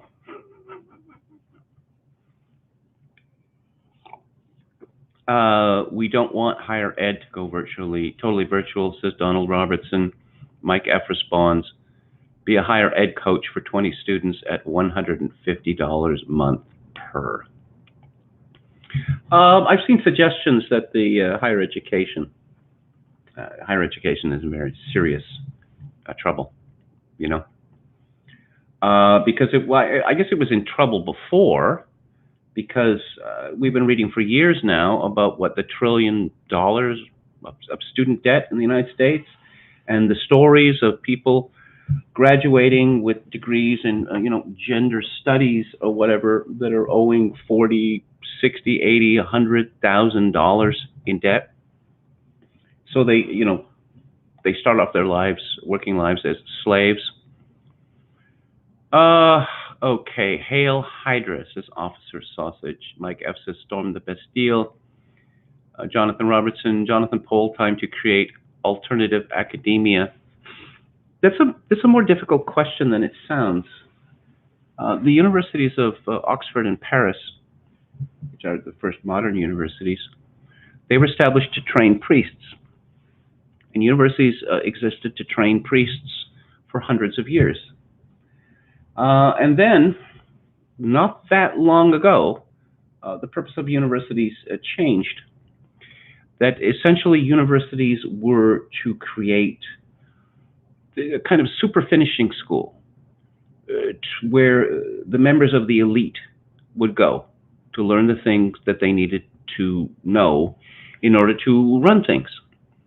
That there's an old story that a businessman, owner of a grand establishment in Britain, was asked who he should hire. And he was told someone who got a first in greats. And greats is the study of Greek and Latin. But it was Clark Kerr of the University of California who, circa 1960, came up with the idea of the multiversity.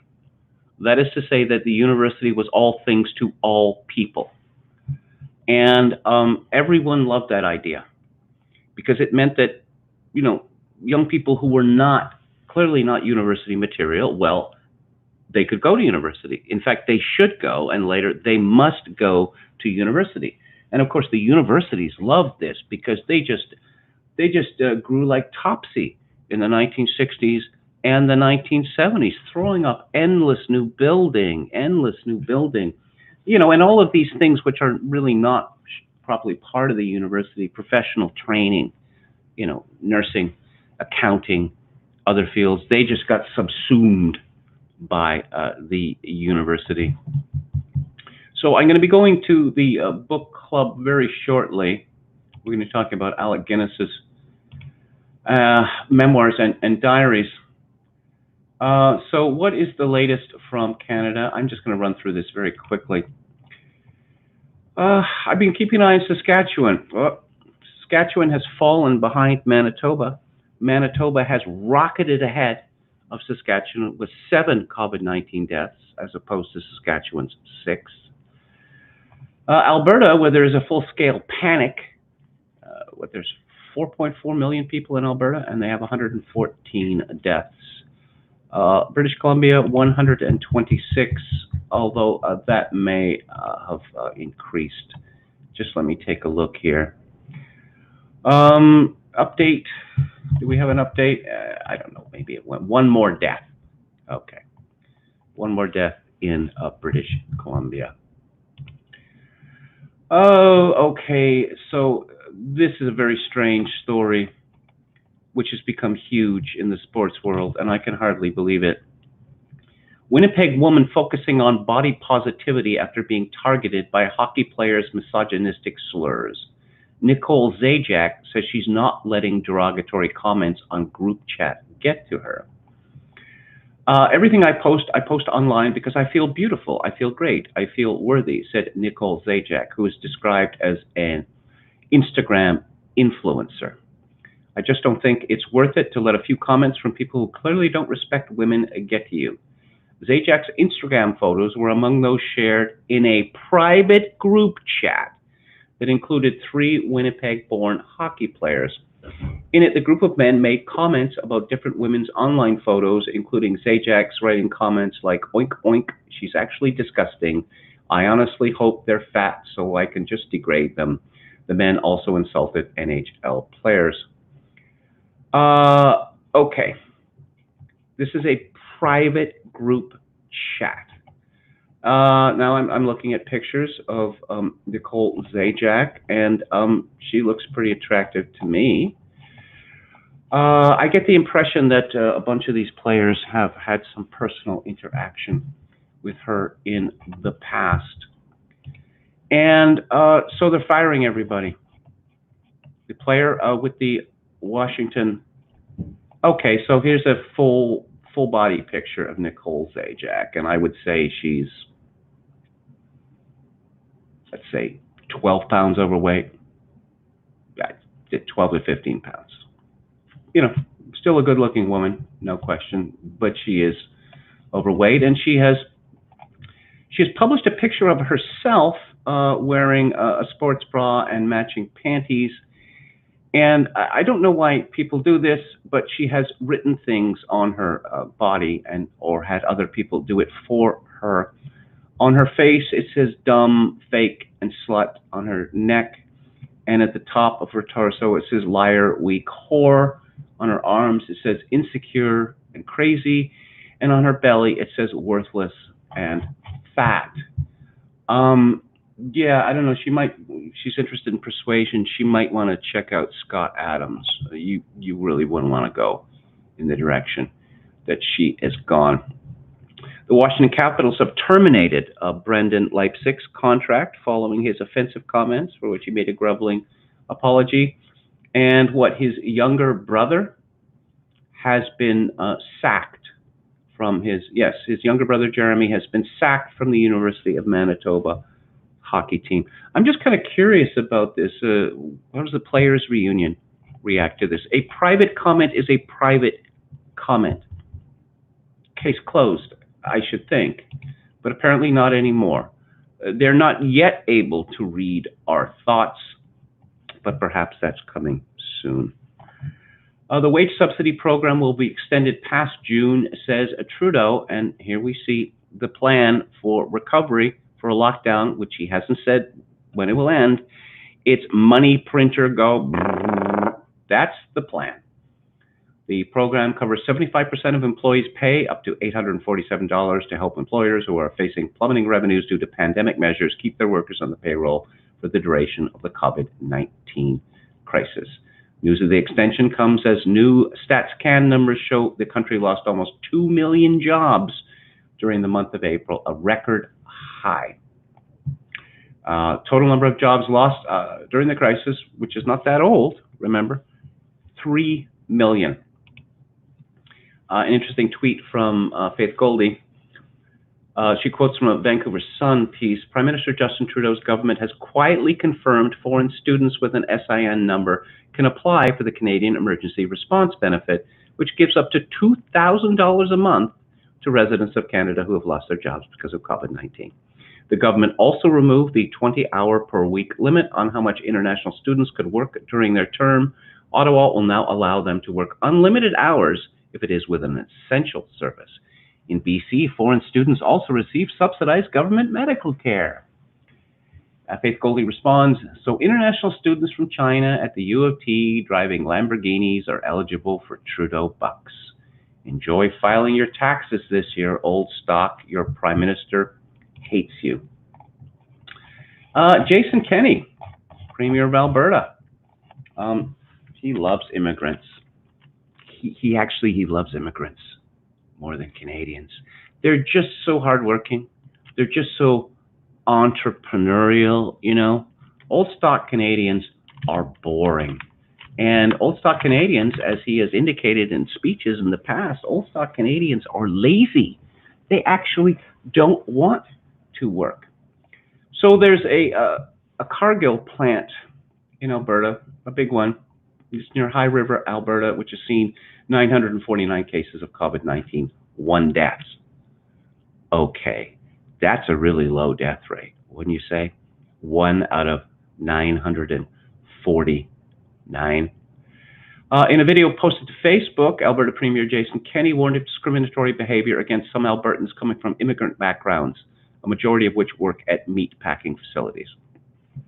Unfortunately, we've heard stories about people not being welcomed into businesses, in one case even being told to leave a bank, about discriminatory statements online, and just attitudes that are really just un-Albertan.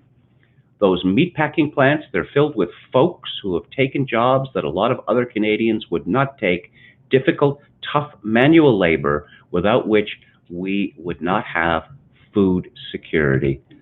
I responded to him, how dare you? They are foreigners so they can pay them less and treat them worse. Jason Kenney doesn't like Canadians much. And token white guy responded, it's ridiculous to think Canadians would not take moderately well-paying jobs in rural areas. We had a meat packer here paying $25 an hour back in 2007. Then they cut wages to $14 or so. Then 10 years later, whining about labor shortages. $25 an hour in 2007 is a real good wage for that area. That $25 an hour would be somewhere between $30 and $35 an hour. If you want Canadians, same principles true in the United States, if you want them to take the jobs, that pay them a decent wage and don't mistreat them. So I'm going to move on to the book club now, and I am talking about 3 books, and they are all by the actor Alec Guinness, whose praises I sang yesterday with reference to his movie Tunes of Glory. And the first is his memoirs, which is called Blessing in Disguise. And then there were 2 books of collected diaries, My Name Escapes Me and A Positively Final Appearance. Now, I like actors as a class, even though they are difficult people, and a lot of them are, well, impossible for all sorts of reasons. On the book club a few months ago, I discussed Demi Moore's book, and she seems to be a nasty person. But in Blessings of Disguise,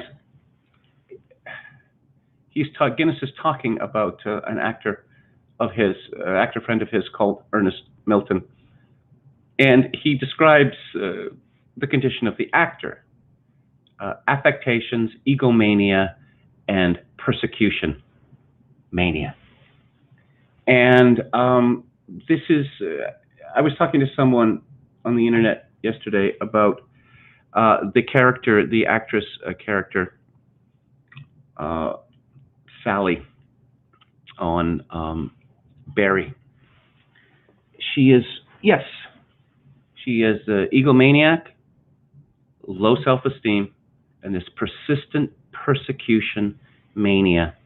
And it is not an attractive combination, not at all. But one of the things that stands out about Alec Guinness to me is that he was quite a modest man, and he really didn't, show evidence of these terrible qualities. That he was, people putting themselves forth. I mean, how could you possibly put yourself further forward than being an actor, And despite the fact that Guinness, won a Tony Award, Academy Award, well, he was nominated for Academy Award for Best Screenplay, that he was, beloved because of his appearances as Obi-Wan Kenobi. And it didn't seem to go to his head like so many other actors and actresses. And he, in his writings, it's quite clear that he appreciates the absurdity of the actor's position. I mean, consider this, that, actors often make a fuss about politics, and I don't know, you're supposed to trust them because, you pay money to go see them at the movie theater, or, you used to pay money to go to movie theaters. But they're not appearing as themselves. They're pretending to be, other people.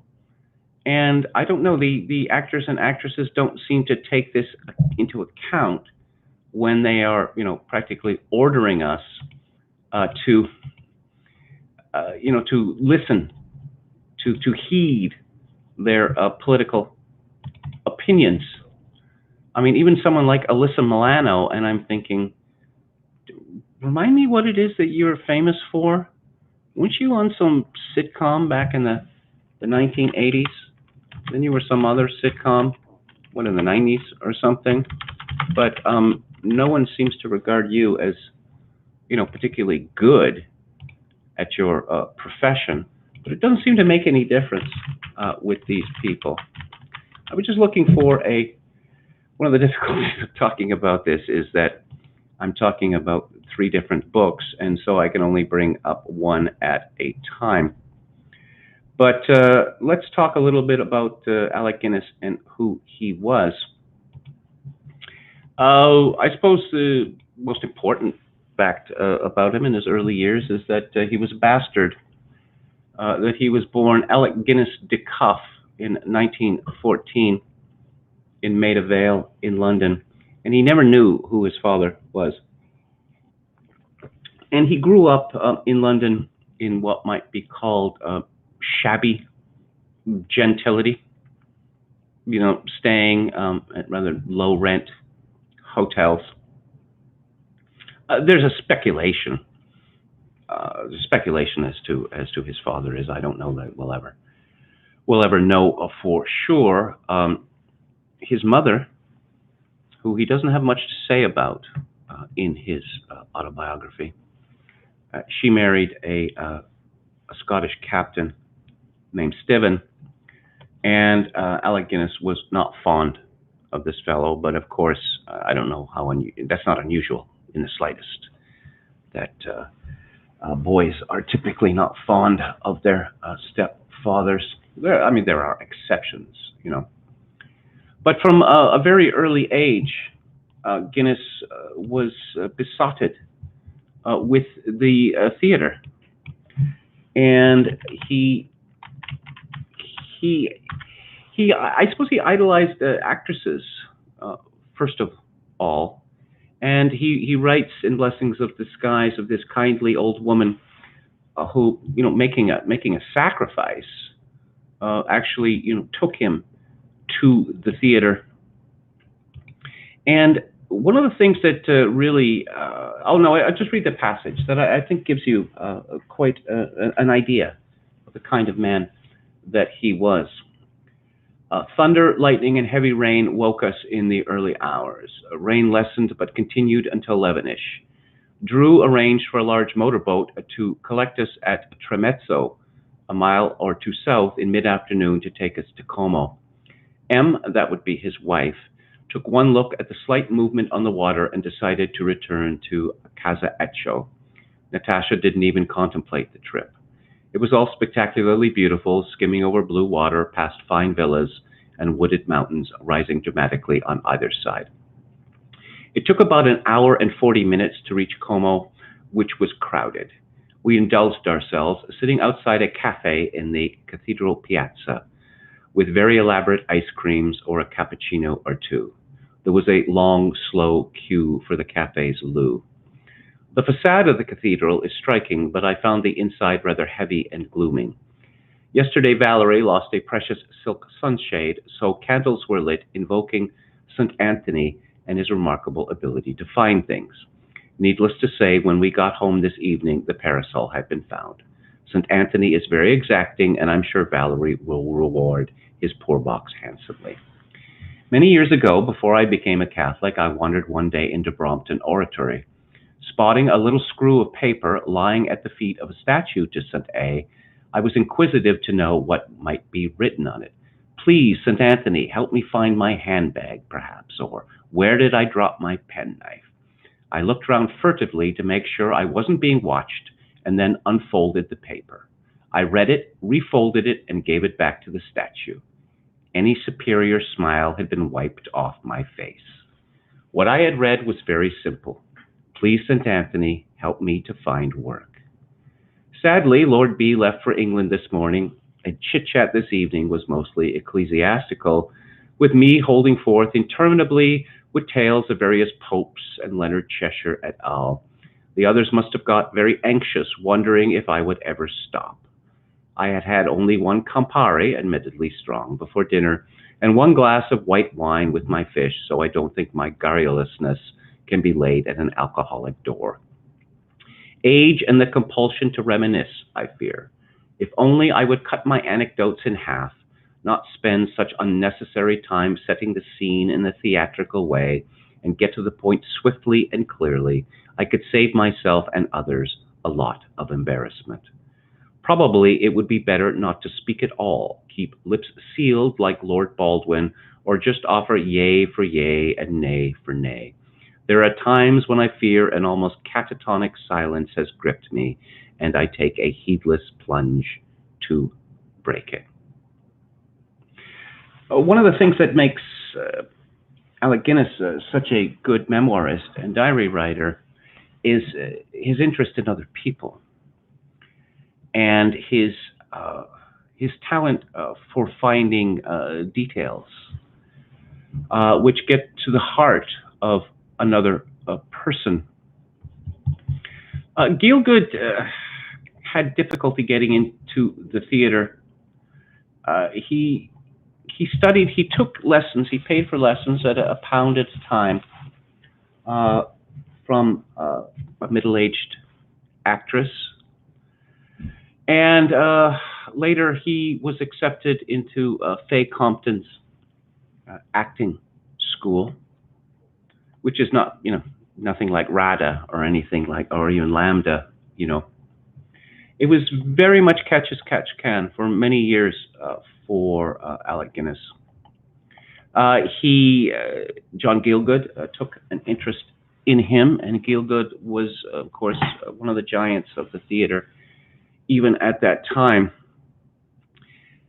Guinness had a particular gift for friendship, not just with men. And, friendship is very difficult for an actor because they're typically ferociously jealous of each other. But Guinness, not really like that. I suppose that there must be a certain amount of jealousy, in order to, you keep going up for parts that you don't get, for instance.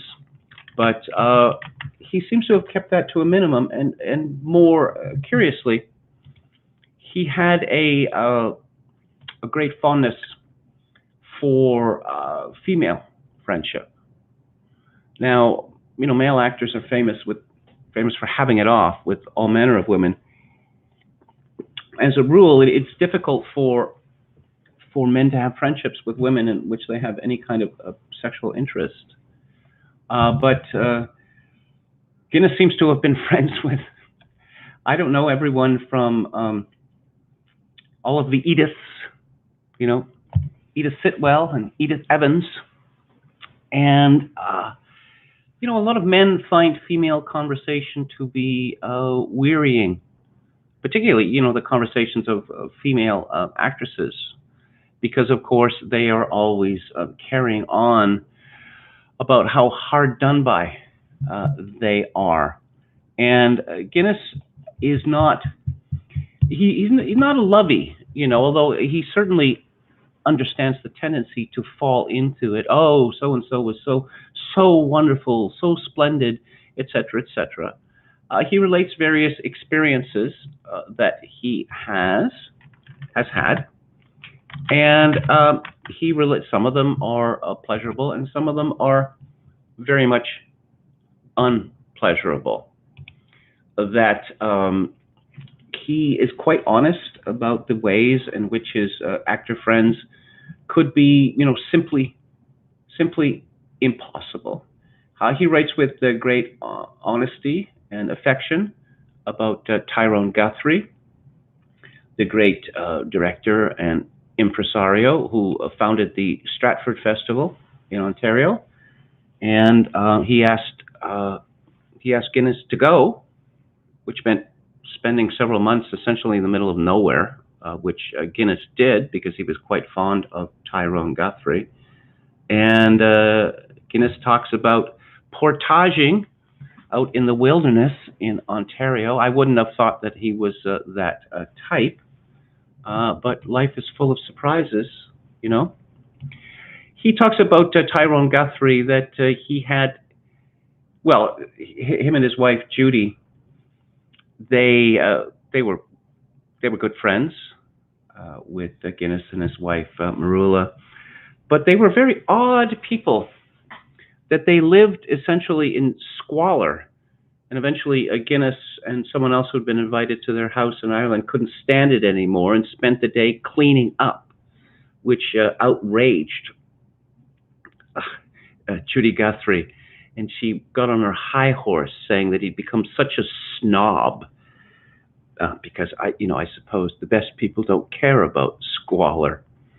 And later, after Guinness had returned from the war, he spent 2.5 years in the Naval Reserve. That Judy Guthrie complained that he'd become very British, and Guinness responds that she never seemed to have considered the possibility that he had grown up somewhat. And he's quite candid on what he believes to be, the failures, Guthrie's failures as a director. For instance, sort of strange blocking in which, there's no clear lines between the actors on the stage, and it's very difficult for one actor to get from one place to another, etc. As I say, he spent 2.5 years in World War II, rose to the rank of captain, and he commanded a landing craft, which was dangerous, more dangerous than being shot at, although his crafts were shot at many times, was the fact that, and this is a commonplace, that in the Navy, I suppose in other branches of the armed forces as well, you are frequently given orders which are impossible to follow. And if you try to follow the orders, as he explains, bad things will happen. Perhaps you will sink your ship or someone else's ship. And if you fail to follow through on your orders, you find yourself in grave difficulties, possibly even facing a court-martial. Here's a passage which I think is quite good. It was late in the afternoon of a gray, sultry day when we arrived in Malta. I hadn't seen the grand harbor Valletta since the old Vic tour to the island in the spring of 1939. Then all had been sparkling with great battleships and cruisers, very spick and span, at their huge moorings, brass-funneled admirals' barges, speedily chuffing their way to the customs house steps, hooting shrilly, liberty boats full of raucous sailors, ships gaily painted red, green, and white, plying for trade, bugle calls echoing from Fort St. Angelo, and flags flying everywhere. Now all looked dilapidated and sulky. The Navy was there in force, but grim and unlit. Valletta had suffered terribly from bombing, its honey-colored houses sliced in half like pieces of cheese, the streets choked with rubble, and the inhabitants, many living a troglodyte existence in caves, seemed scarce and very war-weary. I was to find, when I got ashore, that the splendid opera house where the Vic Company had played no longer existed. The sadness and horribleness of war were self-evident.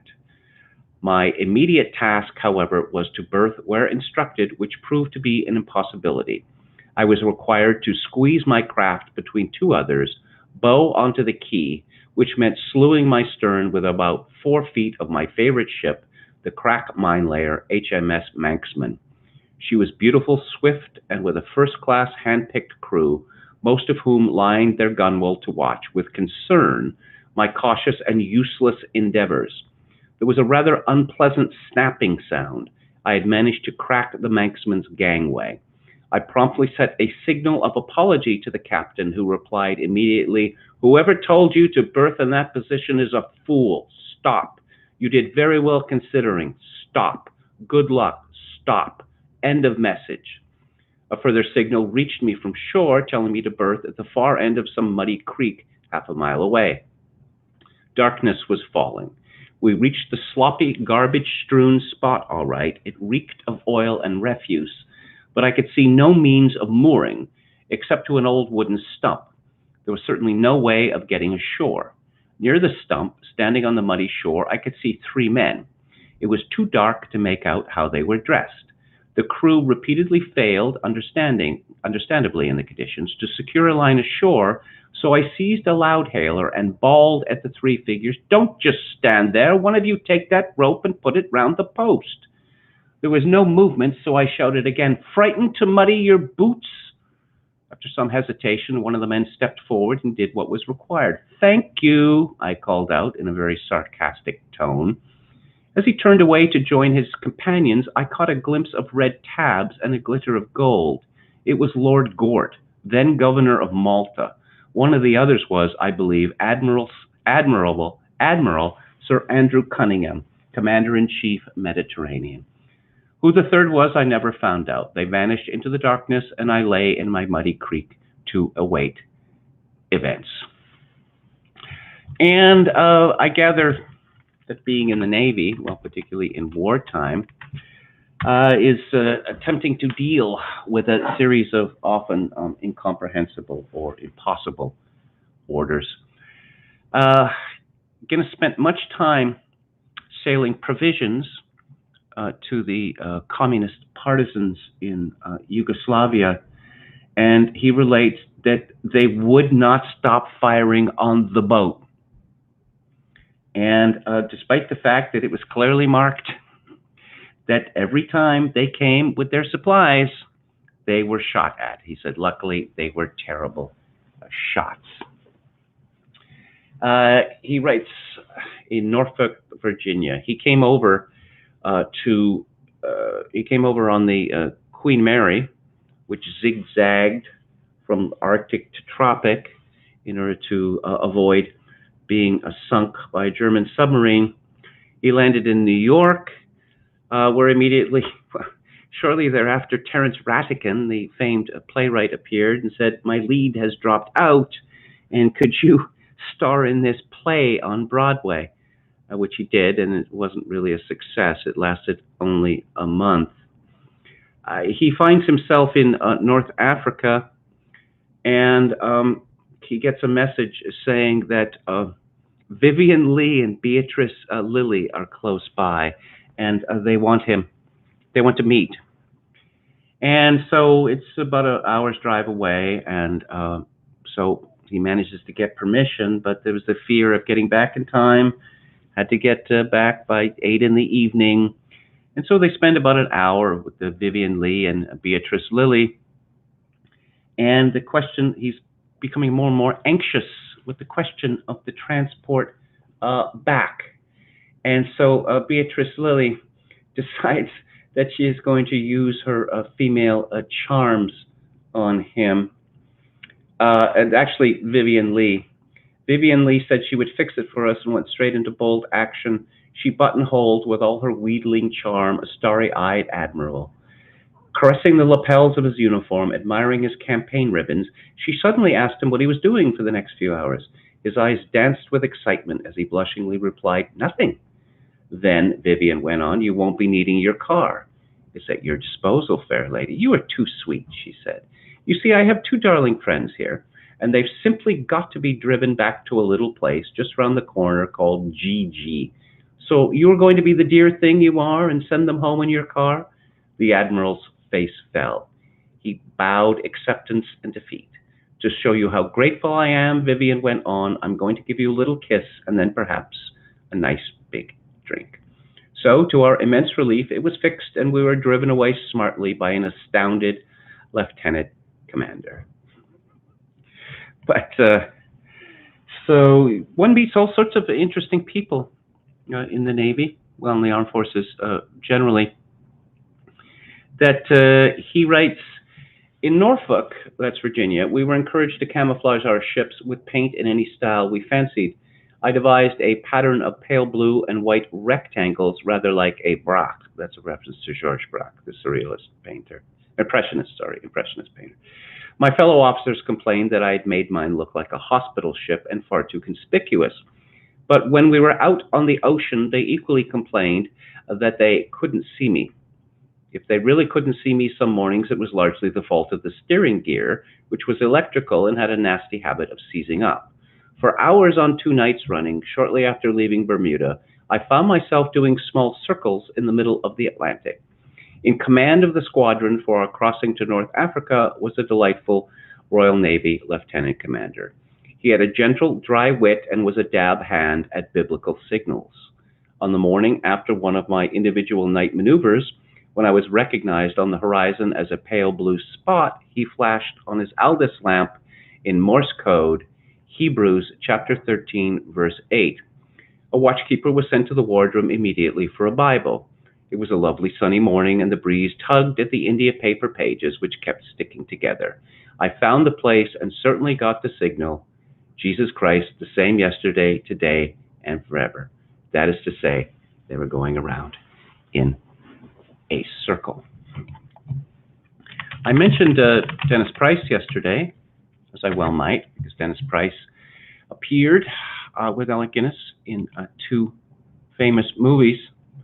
But he relates how at the beginning of the war that Dennis Price was in a particularly strange unit where there were a bunch of, shall we say, aesthetes who spent all their time knitting. And Alec Guinness decided that he had best get away from that. It wasn't his thing. You know, Guinness never really made much of, there's a lot of actors, you know, who served in wartime who made a big fuss about their service to the country. Guinness never did, but I would say clearly it informed the military roles that he took.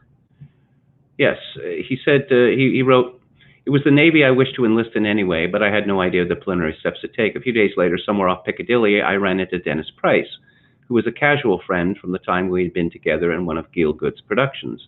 You should join us at Seven Oaks," which is in Kent, Dennis said encouragingly. "It's an anti-aircraft battery, and there's simply nothing to do. Major Cazalet is a dear, and there are lots of chums, Johnny and Jack and Huey and Sebastian, among others. I won't recall now who all those Christian names represented. You can swing as much leave as you want. All you have to do is say you have a dinner engagement at the Savoy, which you simply can't get out of. I think we should sit out the war very comfortably. Do join us. I'll have a word with Kazers." Dennis looked very smart in his khaki, a sharp crease to his trousers, shiny boots, and a rakish tilt to his cap. So a week later, I took the train to Seven Oaks and walked from the station, very nervous and undecided, but in my best suit and head held high. I arrived at a large suburban house which didn't have the air of being occupied by the military. In fact, it appeared to be deserted. The hall through which I strolled was empty of any sign of human life. Very gingerly, I pushed open a door. In a small room, each lolling over his typewriter, sat two sailors knitting. They looked up with some surprise, but busily continued their "two plain, one pearl." "Yes," said one of them affably enough, "and what can you do? Or what do you want?" "I am hoping to see Mayor Cazalet." "Are you expected?" "I think so," I said. These were not what I had expected sergeants to be. "Well, hold on a tick," said one nearest the door. "I'll have a peep. What name did you say?" I gave my name, and the sergeant wearily put down his and left the room. The other eyed me roguishly. Yes. So, no, he decided against this. I suppose a large number of people would read this for Star Wars. Star Wars, I wouldn't say that it made Guinness rich, but again, when I was talking about Ronald Neames and the Poseidon Adventure, it meant that he never had to worry about work.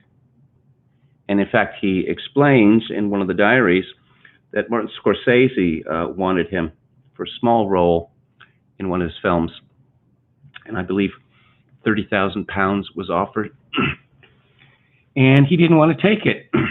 So immediately they upped their offer to $1 million, and he said no, and then they offered more millions. And I don't know, he felt that he was retired, and he simply, I didn't want to cross the Atlantic, for instance.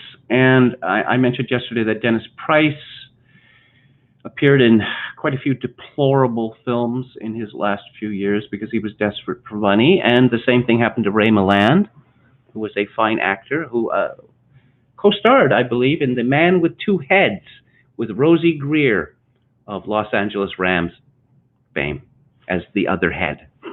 Yes, that really happened.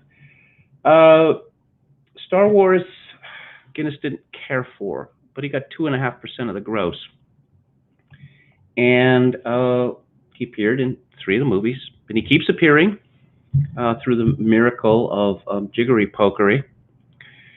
But he hated the dialogue. He thought that it was completely silly.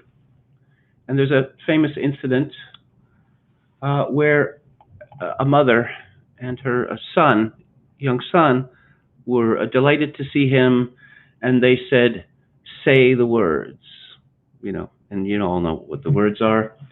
And so he said, "I'll say the words if you will do something for me." All right, the words, and what is it? "I don't want you to ever see Star Wars again." And the boy was astonished, and the mother was furious. And he explained that, that you were cutting yourself off from the world, digging a hole for yourself. That the world has so much more to offer than 3 movies to be watched over and over again. And I think it was a good advice to the young fellow. I hope I've given you some idea of how impressed I am by Guinness as a person, by his skill as an actor, and by his skill as a writer. It seems that he knew absolutely everyone, but he has the skill not to seem as if he is name dropping. He has quite a bit to say that is useful on the subject of acting and directing, and I mean that in a technical sense. And you don't get that very often from actors' memoirs. So these books I found them absolutely delightful, although the 2 volumes of diaries, which came out in the 1990s, much of them have to do with the disfigurements of old age and sort of growing unease or disgust with Britain as it had become in the 1990s, and the encroachment of death. So let's say they're rather different in tone than the memoir Blessings in Disguise. But I found them all utterly delightful. So I'm going to have one more look at the chat. I remember seeing that at the drive-in, says Donald Robertson. Which movie would that be? Okay. He also says we should go full-out nuclear with whatever technologies that are currently available while developing cleaner and cleaner technologies such as thorium, with fusion being the ultimate goal. Jerry Pournelle used to point to the stupendous sums wasted on the Iraq and Afghanistan wars, and pointed out just how many top-of-the-line nuclear reactors that would have paid for. The only folks capable of creating and maintaining automation are also the only groups being culled themselves currently. Wow, a lot of talk about fusion reaction. I don't look, the Greens have made it clear they don't want clean power, okay? They don't want it. And the fact that solar power and all the rest, and even these ridiculous wind power, it's not capable of substituting for oil and gas, and won't be, if ever, for a long time. That doesn't bother them, because they are determined to smash our economies, which they consider to be wicked. They are looking for a Malthusian die-off. It's been pointed out to them again and again that nuclear power is carbon neutral. They don't care. They simply don't care. The idea of clean power, clean, stable power that is carbon free, it horrifies them, because they want to truly smash the state. Okay, so that's it for the week. What's coming up culture-wise next week? Let me have a look here. Another war movie on Thursday, but a war movie with lots of explosions and, what, tens of thousands of rounds expected. Yeah, 7.62 millimeter full metal jacket, Stanley Kubrick, 1987. And on the book club, a very controversial book, which is timely today, especially timely today. It's a book from the 1930s, and I'm going to have to issue a pro forma condemnation of it now, and continued pro forma condemnations of it while I'm discussing. I'm just warning you. The book is about China and is by Ralph Townsend, and it is called Ways That Are Dark. I'd like to thank you all for tuning into my live stream. If you liked it or any part of it, I'd appreciate it if you click on the like button and subscribe to my YouTube channel if you have not already. I'll be back on the air Monday at 4 p.m. Pacific, 7 p.m. Eastern. If you'd like to support the show, my PayPal account is kevin_grace@hotmail.com. And I will leave you with my now traditional benediction and farewell in these times of total social atomization. I do dearly hope that all of you, dear people, manage to find some kind of genuine human connection. Thanks again. Good night.